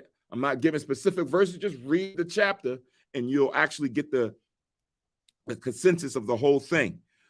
Verse 54, Phinehas, our father, who we read about a little bit earlier, in being zealous and fervent, obtained the covenant of an everlasting priesthood. So again, Numbers chapter 25, you'll read about what he did in zeal and killing that man and his woman when he brought that heathen into the camp. And then you'll see on how he got an everlasting priesthood based on his zeal. Again, that's Numbers, the 25th chapter. I think also you can include 27, but primarily Numbers, the 25th chapter. Verse 55, Jesus or Joshua, for fulfilling the word, was made a judge in Israel, right? So Jesus, which means savior, is the same thing as Joshua, which means savior as well. It's just two different ways of writing the meaning of the word. He was made a judge in Israel. Now remember, those who came out of Egypt, Joshua was there, Caleb was there, Moses was there, Aaron was there. You had a lot of men that came out of Egypt, but Joshua and Caleb were the only two that came out of the land of Egypt through the Red Sea, dwelt in the wilderness for 40 years, that was able to actually step foot into the promised land. Why? Because of their faith, because they stood on the covenant of our forefathers, whereas others fell short, right? You read about in the gospel, even though Moses was our leader at that time, it says he was king in Jeshurun, but he did certain things that the Most High judged upon him that he could not set foot in the land. He could see it, but not set foot in the land, right? So now we're going through Joshua because he was fulfilling the word that the Most High had provided. Caleb, for bearing witness before the congregation, received the heritage of the land. David, for being merciful, possessed the throne of an everlasting kingdom. So we've been reading the book of Samuel, 1 Samuel, 2 Samuel, and we're seeing the spirit that was in David, right? We're seeing how he was adored and loved by not only the nation of Israel, but even at certain point, Saul at some point admired him, but he had an evil spirit on him. David did have some forms of stumbling, but with the adultery, with the murder, right? Putting the man on the front line to purposely be murdered to take his wife, right? However, even in that, he repented. Now, one would say, but he did murder somebody. He did commit adultery. A lot of us in this room or on this line or in these camps or in these cities, we've done some things that most likely have been worthy of death, right? All of us have done some things that have been worthy of death. When you look at your old man, you would say to yourself, well, I didn't know any better, right? However, there's certain men that didn't know any better. Most I took them out. But now even us, if we acknowledge our offense and we recognize and say, you know what, I was a whoremonger, right? I was a drug dealer. I was a murderer. I was this, I was that. You got some people who got bodies on them. I know some brothers is in the camps that was out there in gangs or on the streets and they kill people, right? But now look at them. A good example, Paul, who was once Saul, he was one who brought our people who was following after Christ to be crucified and condemned and jailed and beaten. And look, the Most High brought them in. So David, the spirit that David had in him, the Most High still saw that he had a righteous man right there that was sitting upon the throne. The throne right now is named after him. It's David that is now synonymous with. So even when people look at what he did, you can still look at the Lord and say that he was merciful unto him because of his spirit. So that all of us can look at that and say, well, you know what, as bad as I was, I seen that David did certain things. I can be viewed as merciful as well if the Most High so fit, based on my action, based how sincere I am. Can't be phony in this. You can't be on it with an agenda. I'm only going to do this right now because, you know, if I do this, I know the Most High will reward me. No, you're doing it because this is the right thing to do. This is the ordinance that we're supposed to do, not because of a reward coming, because it's the right thing to do.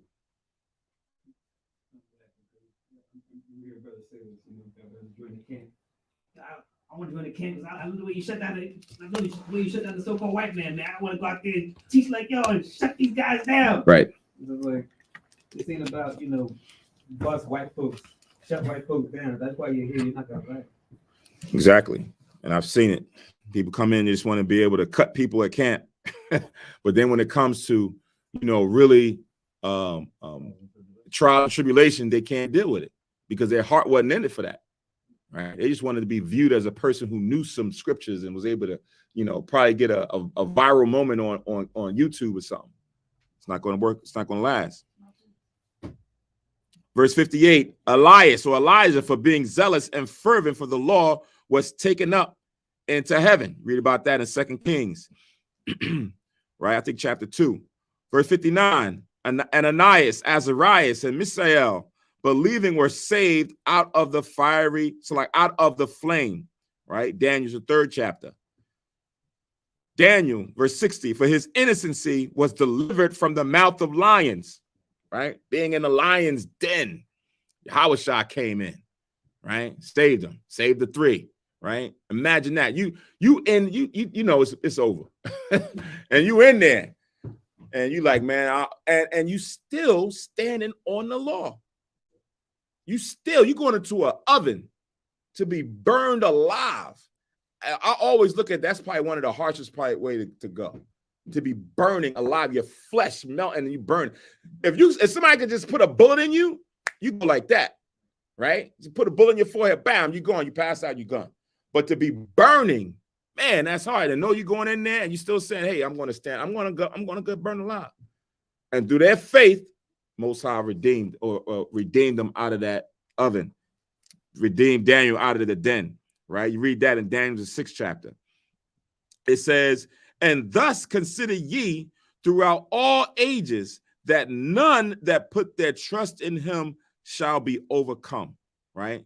Asterisk, you put asterisk on that, highlight that, right? Do whatever you need to do. That should be a confirmation that none that put their trust in him shall be overcome, right? Whether it's for that moment or at the end, the Most High is always going to come and lift you up if you stand for him and the commandments and the nation. Verse 62, fear not then the words of a sinful man, for his glory shall be dung and worms. He will be base. It's like, I think it was Josiah, he did also, where there was certain wicked men that had their sepulchres established and stood up, and he purposely went around to the grave site and was seeing the men who was wicked as hell, and he destroyed their sepulchres. Because he said, none of these men going to have a name in Israel. I don't care what they did, with riches and glory, but they're going to get their name rooted up out. So it's the same thing. Any sinful man, they're going to be brought down low. It's going to be like dung and worms in the earth. Verse 63, today he shall be lifted up, and tomorrow he shall not be found, because he is returned into his dust, and his thought is come to nothing.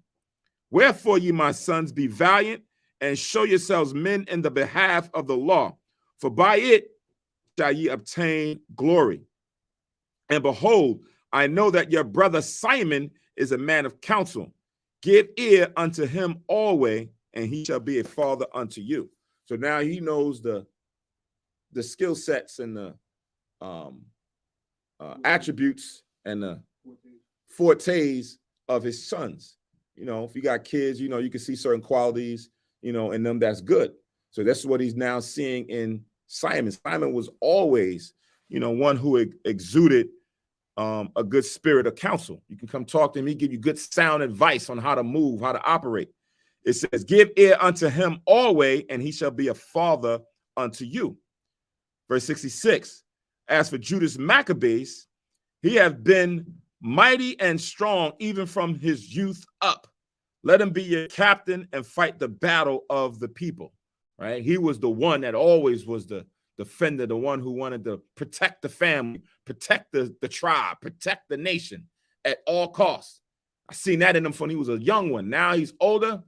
Let him be the captain of your host, with Simon as your counselor in the back burner, right? That's why we're going to stand up and be able to defend against this heathen at the time. High school, we got the top jock, and you got the student council president. Mm-hmm. Right. Verse 67. Take also unto you all those that observe the law and avenge ye the wrong of your people. So continue the same thing that he was doing.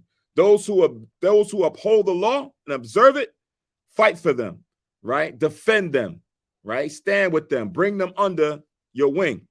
Recompense fully the heathen and take heed to the commandments of the law, right? So anybody that comes against us, Greeks, even our own, recompense them, because they're now trying to take us and remove us from the Most High. So he blessed them and was gathered to his fathers. And he died in the 146th year, and his sons buried him in the sepulchres of his fathers at Modin, and all Israel made great lamentation for him, right? So in the 147th year of the Greeks' rule is when he died. That's why I like sometimes when they throw these numbers and dates in there, because it gives you a point of reference, right? It gives you a point of reference for when they set up the abomination of desolation. And you can go into their own history and follow what was going on in that period of time. And guess what? It's going to correlate to what we read in the scriptures, right? All the events and things are going to correlate to the same period in time. So if you're a historian, because you got some people who are historian buffs and like to go into the deepness of the history and link certain things up, you can, you know, you got skilled men to do that, link these things up and bring out more information, because there's a lot here in the Maccabees. Like even when we're reading about, you know, Antiochus and he was hostage at Rome. Why was he hostage at Rome? There was something going on in the back burner that's not exposed here. Now, when you go into their history, you'll find out why he was hostage at Rome. You'll find out what was going on with Demetrius. Why did Demetrius get the throne initially? So there's a lot of conspiracies and things going on within the Greeks that is not all laid out here, but you can go and correlate that to the actual oral history that you'll get in other historical records, right? And then there may be some bones in there, right? They may have some different images. They may throw some things in there that's not accurate, but that's why we got the scriptures, right? That's why we stand on this. So now we're going to leave. We're going to hold off. We're going to hold off the 3rd and 4th chapters for next week. But we're going to read here in 2nd Maccabees, the 10th chapter, just to give honor to the actual day as far as for what we're doing. 2nd Maccabees, the 10th chapter. I'm going to read verses 1 down to 8. And then we'll close out.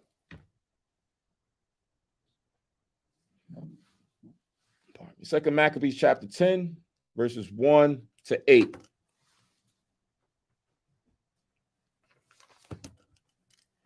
It says, now Maccabees and his company, the Lord guiding them, recovered the temple and the city. So we're going to read about that next week at the closing, as far as for what happened and how they were able to recover the temple. It says, but the altars which the heathen had built in the open street and also the chapels they pulled down. So we had the altar in the temple, but they went and just started setting them up in different places in the open street. Like how you got people who cook food and sell food, street vendors. They had altars in the street, and they was now having people just come up and sacrifice to those things. They pulled all that down. Little makeshift chapels, destroyed all of that. It says in verse 3, and having cleansed the temple, they made another altar, and striking stones, they took fire out of them and offered a sacrifice after 2 years and set forth incense and lights and showbread. So we now know that from the time that Antiochus went into the temple and did what he did on the 5th month, in the 9th month, Caslu, the 25th day, 2 years later, Judas and them went and reestablished and cleansed the temple. 2 years to the day, right? It says, when that was done, they fell flat down and besought the Lord that they might come no more into such troubles. But if they had sinned any more against him, that he himself would chasten them with mercy, that they might not be delivered unto the blasphemous and barbarous nations. That's what we are. David went through the same thing. When we go into sin, and if you had a choice, you'd rather fall into the hands of the Most High, because we know the Most High is merciful. If we now repent and acknowledge our offense, the Most High will stay the course. But the nations, the heathen, is not that way. That's what you read about in the book of Obadiah. Robbers at some point in time will stop. They'll leave something, but not Esau. They got to take everything. They got to destroy it until there's nothing left, right? So that's why even here they're asking if they could fall into the hands of the Most High if he had to punish them. Verse 5. Now upon the same day that the strangers profaned the temple, on the very same day it was cleansed again, even the 25th day of the same month, which is Caslu. And they kept 8 days with gladness, as in the Feast of the Tabernacles, right? So remember, we were talking about 8 days of lights is what the world talks about, right? They talk about a 8 candlestick menorah with a leaf in the middle for the 9th candlestick because of the oils burning, right? But that's not in the history. It says they kept 8 days because they had just kept the tabernacles for 8 days, because it's in Leviticus, the 23rd chapter. Right? We're keeping it 8 days because we just kept the 8-day feast, not because of lights, oil that was burning in the candlestick. That's something that's not in the scripture, right? And then you know it's wrong because what they came constructed in honor of it, a whole nother menorah that's not according to the law. So verse 6 again, and they kept 8 days with gladness, as in the Feast of the Tabernacles, remembering that not long before that they had held the Feast of Tabernacles, when as they wandered in the mountains and dens like beasts. Therefore they bare branches and fair boughs and palms also, and sang psalms unto him that had given them good success in cleansing his place. So we had just read it in the Maccabees in the beginning, the first 2 chapters, that they left Israel and went into the mountains in the wilderness. And that's where they was keeping the Feast of Tabernacles. So now they're remembering that that's how they was keeping the tabernacles for those 8 days. We're going to do the same thing for the Feast of Rededication of the altar. We're going to also get branches and fair boughs like we did with the tabernacles. We're going to apply those same ordinances to the Feast of Dedication as well, right? It says, verse 8, they ordained also by a common statute and decree that every year those days should be kept of the whole nation of the Jews. So every year from the 9th month, starting on the 25th day, 8 days we keep the Feast of the Rededication, just like we kept it in the tabernacles. But now in the winter months, we keep this as a feast day, right? All come together and remember what Judas and his brothers did. Well, it started with Mattathias, actually, what Mattathias and his sons did in defending the nation and cleansing the temple to give honor. This is our Thanksgiving, right? Esau got theirs, which was last month, but we got our Thanksgiving, which is now culminated in this. Right, and it's going to say that when we read the 4th chapter next week. All right. With that, anybody got any other scriptures or comments you want to bring out before we close out? Be quiet. No, I was going to say Lamentations 3:22. Con. Because of the Lord's mercy that we are not consumed. Read. Say that again. It's because of the Lord's mercies that we are not consumed. Mm-hmm. His compassion fell not. When you look at the state of how things stock up, everything is set up for us to sin, to not keep the law, and this is our destruction. And even through that, the Most High still be merciful and still, keeping His promise, and we are not destroyed, because the world is set up for us to sin every day, and everywhere you turn around, sin is set up, because they know that just like the Greek knew and the other nation knew, the only way they can take us down and control us and have us become slave and destroy us and eventually annihilate us is through us not keeping the law. So the world don't really care about Israel. So every time they wake up, they see a so-called black, still alive. It's just like it anger them, to even see it. You here in your face, regardless of why you still here. If they can get rid of you, to them, that's where they would breathe, because you being here and you got chosen people and they gotta see you every day. It's like, they can live with it. Okay. First, you gotta find out who you are. Go ahead. Yeah, also the compassion of Christ, because he said that if the time was not shortened, Mm-hmm. the very elect. Yep. So you have an elect, you have a very elect, man. He's under that fortitude and that spirit, that strength to keep on, keeping these commandments and fighting all these obstacles, and just keeping that kingdom mindset to stay on that straight road, because there's a lot of people falling to the wayside, man. Yep. Therefore, through the grace of God, they go, we've been doing this thing for a long time, and we've seen brothers that we thought were stronger and better than us fall way down the wayside. You're like, no, not him. Yep. Exactly. You gotta realize them demons are strong out there. Yep. You don't stay in these studies and you don't stay keeping these commandments and stay in the right spirit, man. That could happen to you too, man. So you always gotta be praying, man. Exactly. There's a lot of different spirits out there right now. You can't take it for granted, because they real. Like you said, you see other brothers, you can't, that never happened, man. You just take it lightly and you get caught off guard like they did, right? And you don't even know what hit you. And then all of a sudden you're back out there in the world following some other doctrine or following some other, just out there in the wind, doubting now the truth that you probably still got videos out there on YouTube that you out there in the spirit doing. But now here's you out there out of the spirit saying, I don't know if that stuff is real. You're like, wow, how could that take a 180 such like that? But here's the image. This is on the monument that's in Rome in Italy, which is the Archetitus, that they documented from what came out of the New Testament when you read about 70 AD, when Christ warned us about them coming in to destroy our city. And they made a monument of them taking the menorah out of the temple during that period of time. And as you can see, if you go to Italy, it's on the internet, you can see that the menorah has the 6 branches with the stem in the middle, making the 7 menorah candlestick.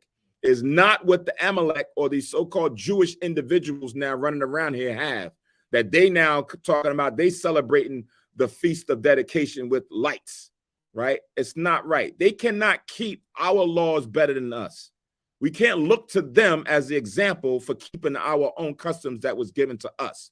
We can't look to them to teach us who we are better than the Most High through the Spirit can teach us who we are, right? The Lord has raised us up always and forever. He never set up someone else to come and teach Israel who they were. You're not going to read that in the scriptures. So they cannot be the example or the beacon of light to bring us back to the scriptures through Judaism or whatever it may be, because the archaeology and the truth is now showing us where the truth lies, and it's with us.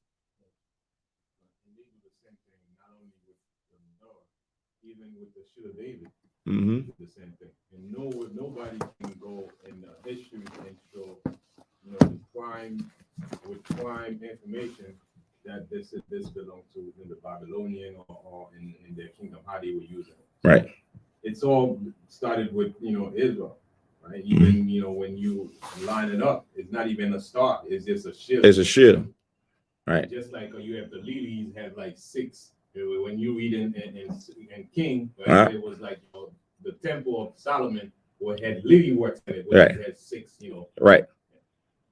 Right. That's on archaeology about the 6 leaves of the lily, which is the Lord's favorite flower. But that's for another class to get into.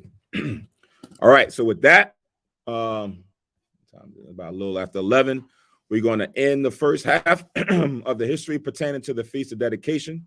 We're going to enjoy a feast amongst the brethren, Lord's will, everybody. This is the weekend, so, enjoy this. For most people, if you don't have to work, that's a blessing that you can take the time out to, set yourself apart from all the other things and enjoy the history. Probably read a little bit more, do a little bit more research, check out some documentaries, check out things that is relevant to the day and the uplifting of our people, and still not just be carnal and just, deal with all the things, the games and all that stuff that's going on. Because come next week, it's going to be the closing service. And the following day is going to be so-called Christmas, right? So again, we have to make sure that those spirits, like the brother was talking about, don't fall upon us, but we get seduced in the following after the same things that we're trying to stand up against, right? So we got to stand tall, we got to stand strong, and doing the things that the Most High is asking of us. Shalom, Mark. Mm-hmm. Shalom. You wanted to say something? Oh, no, just remind you to announce the new moon for Wednesday night. Shalom, everyone, and happy Chaanakah. Khan. Yeah, so in the midst, the water for reminding me, in the midst of the Feast of Dedication, always there's going to be a new moon in the midst, because it is the 25th day. And if it's an 8-day feast, the new moon inevitably is going to come up. So this Wednesday night, probably got a little gas. This Wednesday night is going to be the 10th new moon that we're going to also celebrate in the midst of the feast. All right. So the Wednesday night, what is it? The 22nd. I see Zaquan put it in the chat. We're going to be celebrating the 10th new moon. And then Saturday night will be the closing of the Feast of the Dedication. And we'll keep a service for that as well. All right. And also keep in mind that for the Lord's feast days, we always give an offering. We always go into, what people are able to do, like it tells you in Deuteronomy 16 chapter, to bring forth an offering, not just the food that we bring, but anything that you can do for the Lord on that day. Do it the same way we do for the Passover, same thing we do for Pentecost, same thing we do for Tabernacles. We also line it up with the Feast of Dedication. All right. So with that, any questions that you may have on what was read, bring it to the Tuesday night class, bring it to the Friday night class, and we can go through it in depth. If it's imperative, it can't wait. Most brothers got my number. You got Kahan Nabiya's number. You got Kahan Pakwa's number. You got anyone's number that can give you a little bit more clarity. If it can't wait, reach out to us, and we will try to answer any questions best we can.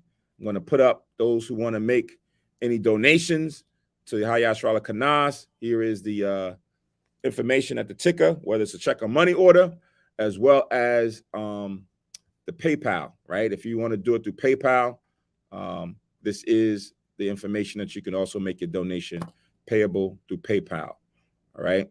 So again, donations, and if you want to participate in the classes, this is the telephone number to the classes on Tuesdays and Friday nights, with also the conference number and code. All right. And if you missed anything, this is on YouTube. Within 30 minutes to an hour, it's going to be uploaded, and then you can go and check it out again. All right. So with that, we'll say Shalom, Ashar Chaanakah, happy Feast of Dedication. Stay tuned for the closing prayers and enjoy the rest of the feast.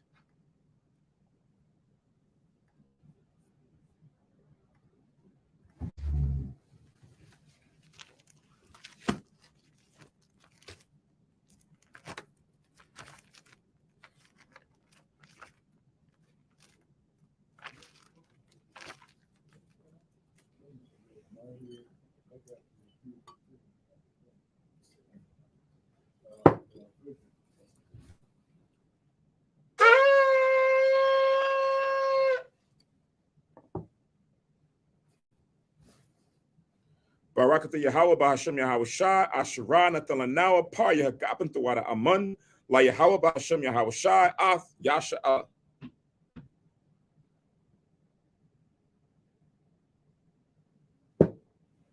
English translation.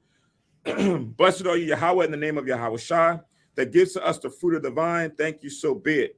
To Yahweh, in the name of Yahweh Shai, with Israel. And just for those, because I haven't mentioned this before, if you cleared, you can read about that in the book of Ecclesiasticus, chapter 50, about the offering for the fruit of the vine, what Aaron and the men did back then. All right.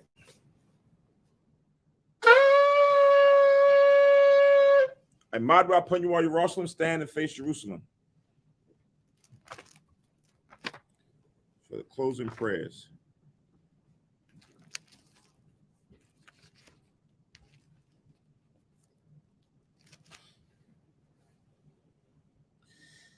Yahweh, Ba'ashem, Yahweh Shai, Baba Kushai, Shammai, Lanawa, Aitha, Yum Yun, Aitha, Shalak, Ma'ika Allah, Waha Allahayim, Tazwadakim, La, Shema Ayel, Barak, Rapah, Magun, Wahakaziyat, Banya, Yasha Allah, Washalak, Lanawa, Rabiam, Kakama, Rabiam, Da'ai, Rabiam, Bayana, Rabiam, Sabalanwa, Rabiam, Amawan, Rabiam, Aqua, Rabiam, Ahabiam, Rabiam, Hagana, Rakhanaya, Wasalat, Kal, Kata Ayamnawa, Lahaakim, Wa Akiwa, Wa Yasha'ala, Thumb Yad, Wa Iwalam, Bahasham, Yahawashai, Thawada, Amun. English translation. Yahweh, in the name of Yahweh Shai, please listen to us now, right now. Send Michael and the righteous powers of angels to watch over, bless, heal, protect, and make strong the children of Israel. And send to us much wisdom, much knowledge, much understanding, much patience, much faith, much brotherhood, much love, much spiritual protection, and forgive all our sins for the brothers and sisters in Israel, always and forever. In the name of Yahweh Shai, thank you, so be it. Blessing for the food. Yahweh, Gadawal, Ba'ashem, Adawanya, Yahweh Shai, Baba Kushah, Barak, Ma'akal, Yanawa, Shatayawath, Yanawa, Yayan, Yanawa, Lakam, Yanawa, Shakarai, Yanawa, Zakah, Shaw, Chaanakah, Ba'ashem, Yahweh Shai, Thawada, Amun. Four corners prayer. Yahweh Shai, Salat, Yahweh, Ba'ashem, Yahweh Shai, Barak Nawa, Wayasha Allah, Wabathya Saparium, Shema, Yasharallah, Yahweh, Allah Hayanawa, Yahweh, Achad. Right, English translation. Yahweh, in the name of Yahweh Shai, bless us and Israel in the house of books or schools. And Deuteronomy 6:4, hear, O Israel, the Lord our power is one power. Again, we say Ashar Chaanakah, happy feast of dedication.